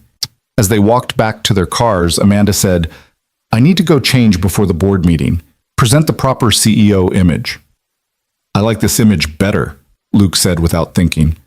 Amanda stopped, turning to face him. Do you? The real you, not the corporate facade. Yeah, I do. The real me is a mess, Luke. Trust fund baby who inherited a company she's not sure she deserves, trying to live up to a father who is larger than life, going home every night to an empty penthouse that echoes. The real you spent 3 hours mopping floors with your employees. The real you is fighting to change a culture of neglect. The real you stopped your board from denying critical maintenance. That's not a mess. That's magnificent. Amanda's eyes glistened. You barely know me. I know enough. They stood there in the parking lot, the afternoon sun beating down, two people from different worlds finding something unexpected in each other. Finally, Amanda stepped back. I should go. The board, fight them, Luke said. Don't let them undo what we started today. I will, I promise. She drove away in her Tesla, leaving Luke standing by his Explorer, wondering how a blown tire on Route 12 had led to this moment, to these feelings he wasn't prepared for. That evening, Luke was helping Grace with homework when his phone rang. Carl Rodriguez. Boss, you need to see the news. Luke turned on the television, finding a local news report. Amanda was on screen, standing in front of Southside, still in her jeans and sweatshirt from earlier. Brooks Engineering has neglected our workers for too long, she was saying to reporters. Today's flooding was preventable, caused by deferred maintenance that prioritized profits over people. That ends now. We're investing $50 million in infrastructure improvements across all facilities. It's not about the bottom line. It's about doing right by the people who make this company work. Miss Brooks, a reporter called out, your board has publicly opposed these expenditures. How do you respond? My board is welcome to find another CEO if they disagree with treating workers like human beings. But as long as I'm in charge, Brooks Engineering will be a company that values its people above its profits. The report cut to Richard being interviewed, his face purple with rage. This is fiscal irresponsibility. Shareholders will not stand for it. Grace looked at Luke. Is she going to get in trouble? Probably. But she's doing the right thing. Sometimes that's exactly what gets you in trouble, Princess. Luke's phone buzzed with a text from Amanda. Board meeting was interesting. Still have my job. Barely. Thank you for giving me the courage to fight. He texted back. You always had the courage. You just needed to remember it. 3 dots appeared, showing she was typing, then disappeared. Then appeared again. Finally, dinner tomorrow? My place? I want to cook for you and Grace. To thank you. Luke stared at the message. Dinner at her place crossed a line, moved them from professional to personal. But then again, they'd already crossed that line, hadn't they? In the diner, in the parking lot, in every moment where they'd seen each other as more than boss and employee. Say yes, Grace said, reading over his shoulder. You're supposed to be doing homework. Say yes, Dad. She's reaching out. Don't leave her hanging. Luke typed back. We'd love to. What time? 6? I'll send the address. The next day, Luke spent touring other Brooks facilities, finding similar patterns of neglect. Not as bad as Southside, but troubling enough. He documented everything, sending reports directly to Amanda. Her responses were swift and decisive. Approved, approved, fix it immediately. By 5, he was back at the trailer, finding Grace already dressed in her best outfit, a dress Susan's parents had bought her last Christmas. Too much? She asked anxiously. You look perfect, Princess. Amanda's penthouse was in the most exclusive building in the city, all glass and steel reaching toward the sky. The doorman looked skeptical when Luke gave his name, but a quick call upstairs cleared their entry. The elevator required a special key for the penthouse level. This is like a movie, Grace whispered. The elevator opened directly into Amanda's apartment, and Luke's breath caught. Floor-to-ceiling windows offered a panoramic view of the city. Modern art adorned the walls, and everything was pristine, perfect, and somehow cold. You came! Amanda appeared from what must be the kitchen, wearing jeans and a soft sweater, her feet bare. Grace, I'm so happy to finally meet you properly. Your apartment is amazing, Grace said, openly staring. It's a place to sleep, Amanda said with a shrug. Come on, I'm attempting to cook. Fair warning, I'm much better at running companies than making dinner. The kitchen was a chef's dream, all professional-grade appliances that looked barely used. Amanda had ingredients scattered across the marble island, a cookbook propped open, flour somehow already in her hair. What are we making? Grace asked. I was attempting lasagna, but Amanda gestured at the chaos. I can help, Grace offered. Dad taught me. We make lasagna all the time. From a box, Luke clarified. Still counts, Grace said, rolling up her sleeves. Okay, first, your sauce is burning. What followed was 2 hours of controlled chaos. Grace took charge, directing Amanda and Luke with the confidence of someone who'd been cooking since she could reach the counter. Amanda was an eager student, asking questions, laughing when she dropped an entire egg into the mixture, shell and all. I'm hopeless, she said, fishing out eggshell pieces. You're learning, Grace corrected. Everyone's hopeless at first. Luke watched them together. His daughter and this woman who ran a multi-million-dollar company but couldn't crack an egg properly. There was something deeply right about it, something that made his chest tight with emotions he wasn't ready to name. Finally, the lasagna was in the oven, and they moved to the living room with glasses of wine for the adults and sparkling grape juice for Grace. The sunset painted the sky in brilliant oranges and purples, the city lights beginning to twinkle below. Can I explore? Grace asked. Of course. There's a library down the hall that you might like. Grace scampered off, leaving Luke and Amanda alone on the massive sectional couch that probably cost more than his annual salary at Mitchell's. She's amazing, Amanda said. So confident, so bright. You've done an incredible job with her. That's mostly Susan's influence. I just try not to mess it up. Don't sell yourself short. She adores you. The way she talks about you, looks at you. You're her hero. Every kid needs to believe their parent is a hero. Eventually, she'll realize I'm just a guy doing his best. Maybe that's what heroes really are. They sat in comfortable silence, watching the city lights multiply as darkness fell. Finally, Amanda said, The board gave me an ultimatum today. Reduce the infrastructure spending by 70% or face a vote of no confidence. Luke turned to look at her. What are you going to do? Fight. Call their bluff. My father built this company, but more importantly, he built it on principles. If they want to abandon those principles for profit, they'll have to do it without me. You could lose everything. No, Amanda said softly. I could lose my job, but I'd keep my integrity. That's not nothing. It's everything, Luke agreed. Amanda shifted closer, not quite touching, but close enough that he could feel her warmth. Luke, I need to tell you something. Amanda, please let me say this. That day on Route 12, I wasn't just testing you. I was genuinely stranded, genuinely desperate. But when you stopped, when you gave me your wife's raincoat, when you changed that tire in the rain, knowing it would cost you everything, I saw something I'd forgotten existed. Pure goodness. No agenda, no calculation, just a good man doing the right thing. Anyone would have, we've been through this. No, they wouldn't have. And even fewer would have been so gracious about it. You had every right to be angry, to be bitter, but you weren't. You just helped. She turned to face him fully. Do you understand how rare that is? How rare you are? Luke didn't know what to say, so he said nothing, just looked at her. This powerful, lonely woman who'd built walls so high she'd forgotten what it was like to have someone see her as just Amanda, not the CEO, not the Brooks fortune, just her. I'm falling for you, she said quietly. I know it's inappropriate. I know it complicates everything, but I needed you to know.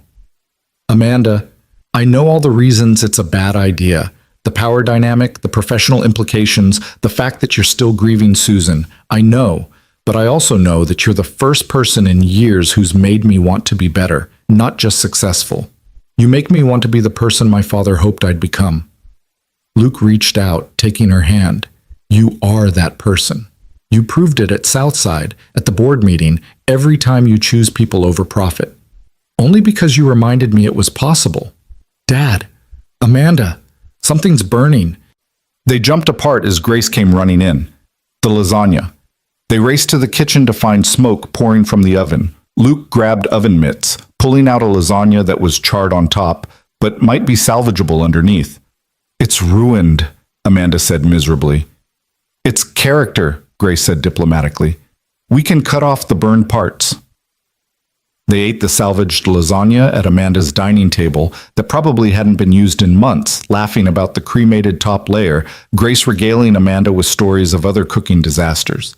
It was the best meal Luke had had in years, not because of the food, but because of the company, the laughter, the feeling of something new beginning. After dinner, Grace curled up on the couch with a book from Amanda's library while Luke helped with dishes. They worked side by side at the sink, their hands occasionally brushing in the soapy water, each touch electric. This is nice, Amanda said quietly. Having people here, having you here, We should probably talk about what you said earlier. Should we? Or should we just see what happens? Luke dried his hands, turning to face her. What about HR, the board, the appearance of impropriety? I'm already fighting the board. HR works for me. And as for impropriety, they can't fire me for having feelings. They can make my life difficult, but they're already doing that. I don't want to make things harder for you. You make things better, clearer. You remind me why I do this job. She stepped closer. I'm not asking for promises or declarations. I'm just asking for a chance to see what this could be. Luke wanted to say yes, wanted to pull her into his arms, wanted to explore this unexpected connection.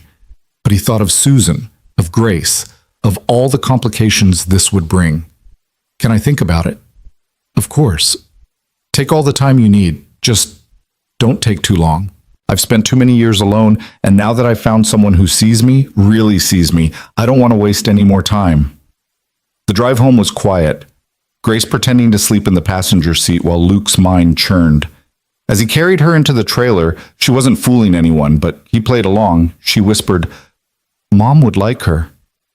You think? She's sad like we were sad.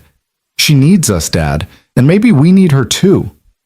Luke tucked Grace into bed, then stood at his window looking at the city lights, knowing that somewhere in that glittering skyline, Amanda was probably standing at her own window, looking out at the same view from a different angle. His phone buzzed. A text from Amanda.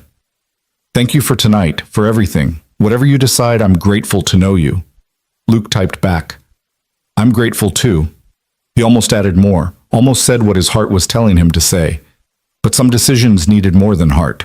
They needed time, consideration, the wisdom to know when taking a chance was worth the risk. But as he lay in bed that night, Luke knew the decision was already made.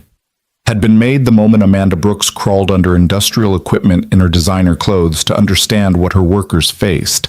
Or maybe before that, when she'd stood in the rain, vulnerable and human, needing help. Or maybe even before that, when fate or chance or Susan's guiding hand had put him on Route 12 at exactly the right moment. The weekend arrived with unexpected warmth for late fall. Luke woke Saturday to find Grace already up, making breakfast, scrambled eggs that were only slightly rubbery and toast that was barely burned. What's the occasion? He asked. We need to talk about Amanda. Grace, Dad, you like her. She likes you. You're both being weird about it because adults make everything complicated. She set a plate in front of him with determination. So here's what we're going to do. You're going to invite her to do something normal. Not fancy, just normal. Show her what real life is like. And what would you suggest? The fair. The fall fair is this weekend. Take her to the fair. Amanda Brooks at a county fair? Why not? She needs to have some fun. Real fun. Not investor dinner fun. Luke considered this. The image of Amanda in her designer clothes at a county fair was absurd. But then again, he'd thought the same about her mopping floors at Southside. Fine, I'll ask. But if she says no, she won't say no. Luke pulled out his phone, typing before he could lose his nerve. Grace insists I invite you to the county fair today. Completely understand if that's not your thing. The response was immediate. What does one wear to a county fair? Grace, reading over his shoulder, grabbed the phone and typed, Jeans and comfortable shoes. Pick you up at noon? It's a date, came the reply. Grace handed the phone back with a satisfied smile. See? Easy. They picked Amanda up at noon, finding her waiting in the lobby of her building, wearing jeans, a cotton shirt, and sneakers that looked brand new. She'd pulled her hair into a ponytail and looked younger, lighter, more like Emily than Amanda. I haven't been to a fair since I was a kid, she admitted as she climbed into the Explorer. Then you're in for a treat, Grace said. There's funnel cake and corn dogs and really sketchy rides that might kill you. Sounds delightful, Amanda said, and she seemed to mean it. The fair was everything a county fair should be. Crowded, loud, slightly chaotic, and wonderful. Grace immediately dragged them to the games, where Luke won her a stuffed bear that was roughly the size of a small child. Amanda tried the ring toss, failing spectacularly but laughing harder than Luke had ever heard her laugh. I run a multi-million-dollar company, she said, missing another ring. You'd think I could get one ring on a bottle. Different skill set, Luke said, stepping behind her, guiding her arm. It's all in the wrist. The next ring landed perfectly. We make a good team, Amanda said, and something in her voice made it clear she wasn't just talking about the ring toss. They ate foods that would horrify Amanda's probably personal trainer: corn dogs, cotton candy, deep-fried Oreos that made Grace's eyes roll back in bliss. This is terrible for me, Amanda said, biting into a funnel cake. The best things usually are, Luke replied. They rode the Ferris wheel as the sun set, Grace between them, the three of them looking out over the fair lights beginning to twinkle in the gathering dusk. Thank you for this, Amanda said quietly. I'd forgotten what it was like to just be. Everyone needs to just be sometimes. Even CEOs. Especially CEOs. As they walked back through the fair, Grace running ahead to look at the animals, Amanda slipped her hand into Luke's. It was tentative, a question more than a statement. Luke squeezed gently, answering. I've been thinking, he said. Dangerous habit. About us. About what you said the other night. Amanda stopped walking, turning to face him.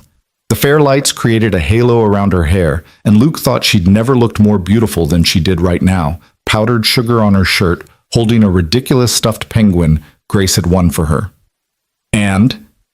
Susan would have liked you, Luke said.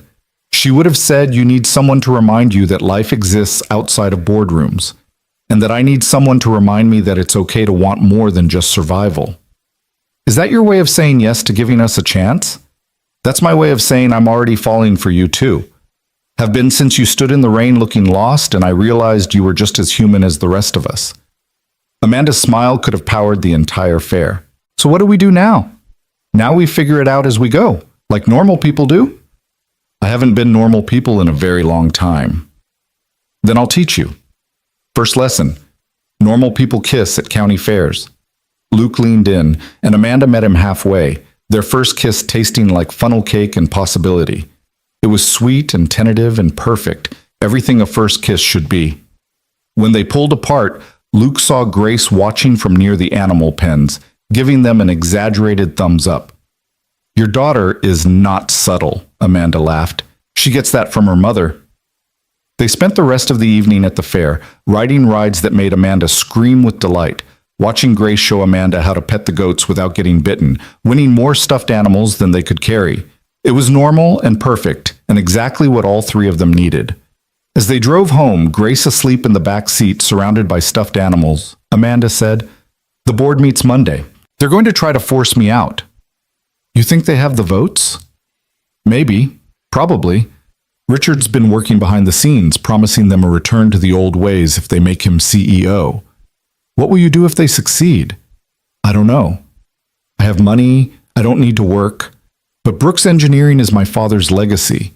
Walking away feels like betraying him. Your father would want you to be happy. That's a parent's real legacy, their children's happiness. Amanda was quiet for a moment. Would you stay if Richard takes over? Not a chance. I've worked for men like Richard my whole life. Never again. Then we'd both be unemployed. We'd figure it out. Normal people do that too. Sunday brought unexpected visitors. Luke was fixing a leaky faucet when a black town car pulled up to the trailer. An elderly man emerged, dignified despite needing a cane, his suit worth more than the trailer itself. Mr. Bennett, I'm Harrison Wells, the lead investor who dismissed Luke at the dinner. Luke set down his wrench, wiping his hands on his jeans. Mr. Wells? May I come in? Luke wanted to say no, but curiosity won. He led Wells into the trailer, watching the man take in the cramped space, the water-stained ceiling, the second-hand everything. This is how you live? Wells asked, not unkindly. This is home. Wells settled carefully onto the patched couch. I've been in business for 50 years, Mr. Bennett. I've seen hundreds of men like you, working class, brilliant, held back by circumstances. Most of them stay bitter. You're different. Am I? You had Amanda Brooks' ear, her obvious favor. You could have used that for personal gain. Instead, you fought for workers you'd known for a week. Why? Because it was right. That simple? The best things usually are. Wells studied him for a long moment. I knew Amanda's father. Started with nothing, built an empire. He never forgot where he came from. Amanda has, or had, until you reminded her. She never forgot. She just got lost in the noise. Perhaps. Wells stood, leaning heavily on his cane. The board meets tomorrow. Richard has been convincing in his arguments for Amanda's removal, but I haven't decided my vote yet. Why are you telling me this? Because I wanted to see what kind of man had inspired Amanda Brooks to risk everything for principle. Now I know. He moved toward the door, then paused. Tell me, Mr. Bennett, what would you do if you ran Brooks Engineering? I'd remember that every spreadsheet represents people, families, dreams. I'd invest in those people, knowing that they'd invest back in the company. I'd choose long-term stability over short-term profit, and I'd never forget that dignity matters more than the bottom line. Wells smiled, the first genuine expression Luke had seen from him. Amanda's father would have liked you. Good day, Mr. Bennett. After Wells left, Luke called Amanda. Harrison Wells just left my trailer. What? Why? I think he's trying to decide whether you're worth saving. And I think he wanted to see if I was real or just another corporate climbing opportunity. What did you tell him? The truth. Monday morning came like a storm. Luke arrived at Brooks Engineering to find security guards at every entrance, employees clustered in nervous groups, the air thick with tension. The board was meeting on the top floor deciding Amanda's fate, and by extension, the fate of everyone who'd believed in her vision. Luke went to Southside trying to work, but everyone was distracted, constantly checking phones for news. Carl finally voiced what everyone was thinking. If she goes, we're screwed, aren't we? Maybe not screwed, Luke said, but it won't be the same. You could talk to them, the board, tell them what she's done here. They don't care about what she's done here. They care about quarterly reports. At noon, Luke's phone rang. Amanda. It's over, she said, and he could hear tears in her voice. They voted, 6-4. I'm out, effective immediately. Richard is interim CEO. Luke's heart sank. I'm so sorry. I have to go clean out my office. Security is actually escorting me. Can you believe that? 10 years, and they're treating me like a criminal. I'll meet you there. No, don't risk your job, such. What job? You think I'm working for Richard? I'll be there in 20 minutes. Luke found Amanda in her office, carefully packing personal items into boxes while 2 security guards watched. Her eyes were red, but her head was high. You didn't have to come, she said. Yes, I did. He started helping her pack, ignoring the guards' disapproving looks. What will you do? I don't know. For the first time in my life, I have no plan. She picked up the photo of her father from her desk. I failed him. No, you honored him. You fought for what he believed in. The board failed him. As they carried the boxes to the elevator, employees lined the hallways. Luke expected them to avoid eye contact, the way people do when power shifts. Instead, they began applauding. First one, then another, until the entire floor was clapping. Some were crying. Thank you, Jennifer from Quality Control said. You reminded us why we do this, Marcus added. By the time they reached the lobby, hundreds of employees had gathered. The applause was thunderous. Richard appeared, his face red with anger. Get back to work, all of you, he shouted. This is a business, not a theater. No one moved. You're all risking your jobs. Then fire us, someone called out. Fire all of us. See how that works out for you. Security tried to escort Amanda out quickly, but she stopped at the door, turning to address the crowd. Thank you, she said simply. All of you, it's been an honor. Keep fighting for what's right, especially when it costs you. As they loaded boxes into Amanda's Tesla, Luke made a decision. Wait here, he said. He went back inside, took the elevator to his office, former office, and quickly packed his few personal items. Patricia watched sadly. You're leaving? Can't work for Richard. Won't work for Richard. He'll make your life hell if you quit now. No references, no unemployment. He's vindictive. Then I'll figure something else out. Luke returned to find Amanda still waiting, tears flowing freely now that the audience was gone. You quit? She asked, seeing his box. The second you were voted out. Just took me a minute to pack. Luke, you need this job. Grace needs you to have this job. Grace needs me to be someone she can respect. Can't do that working for a man who'd destroy everything you built." Amanda kissed him then, right there in the parking lot, in full view of the building's windows where half the company was probably watching. It was desperate and sad and defiant all at once. "So what do we do now?" she asked when they pulled apart. "Now we go pick up Grace from school and tell her we're both unemployed. That should be fun. And then we figure out what's next, together." Amanda smiled through her tears. Together. I like the sound of that. As they drove away from Brooks Engineering, Luke's phone buzzed with texts. Carl. 30 of us just quit. Richard's having a meltdown. Jennifer. Make that 50. Marcus. Engineering department just walked out en masse. Looks like you started something, Luke said, showing Amanda the messages. We started something, she corrected. The question is, what do we do with it?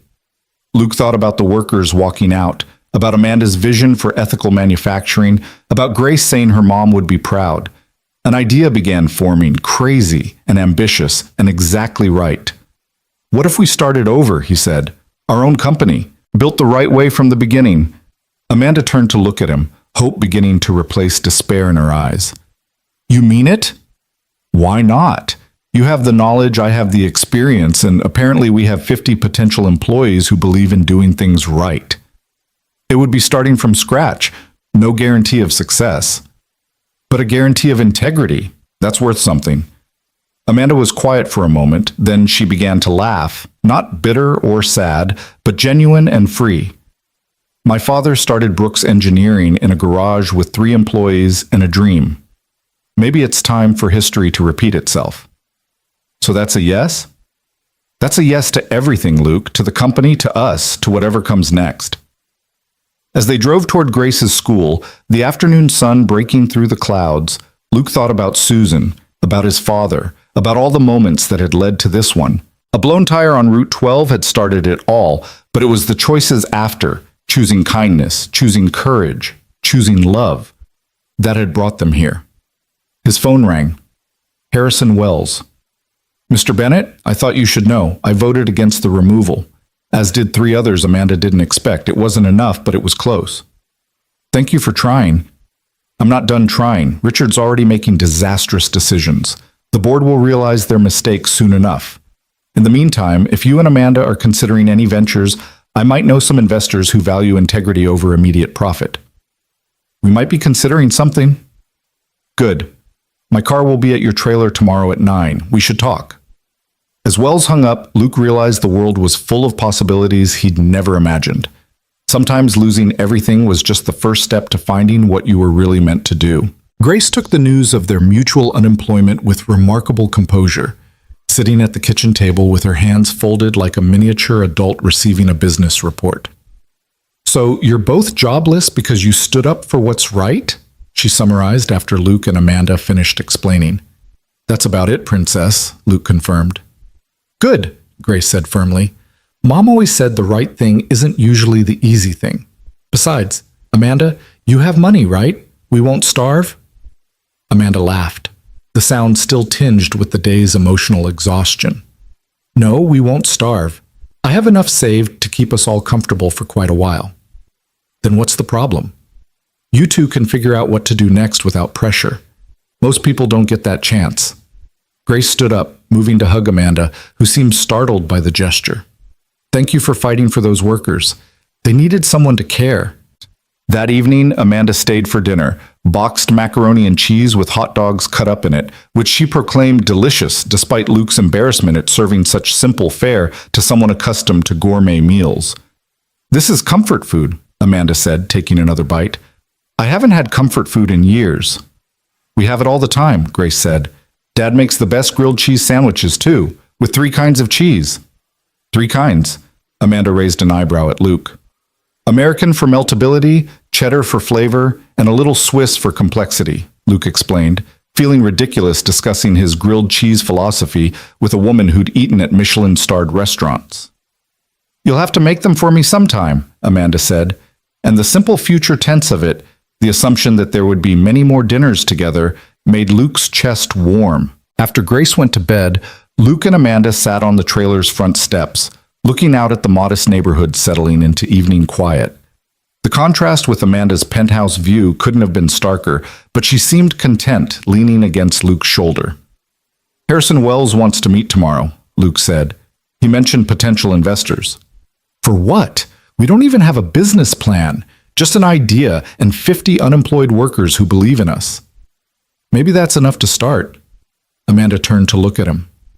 You really think we can do this? Build something from nothing? Your father did it. My dad worked his whole life for other people's dreams. I want to work for our dream, for something we build together. Our dream, Amanda repeated softly. I like how that sounds. There's something else, Luke said. If we do this, I want us to do it as equals, not you as CEO and me as an employee, real partners. Luke, I have an MBA from Harvard, years of experience, and I have 15 years on factory floors, understanding what actually makes things work. You know business, I know manufacturing. Together, we might actually create something revolutionary. Amanda was quiet for a moment. Equal partners, 50-50. Equal partners, Luke agreed. She held out her hand to shake, formally, but when Luke took it, she pulled him in for a kiss instead. Partners in everything, she whispered against his lips.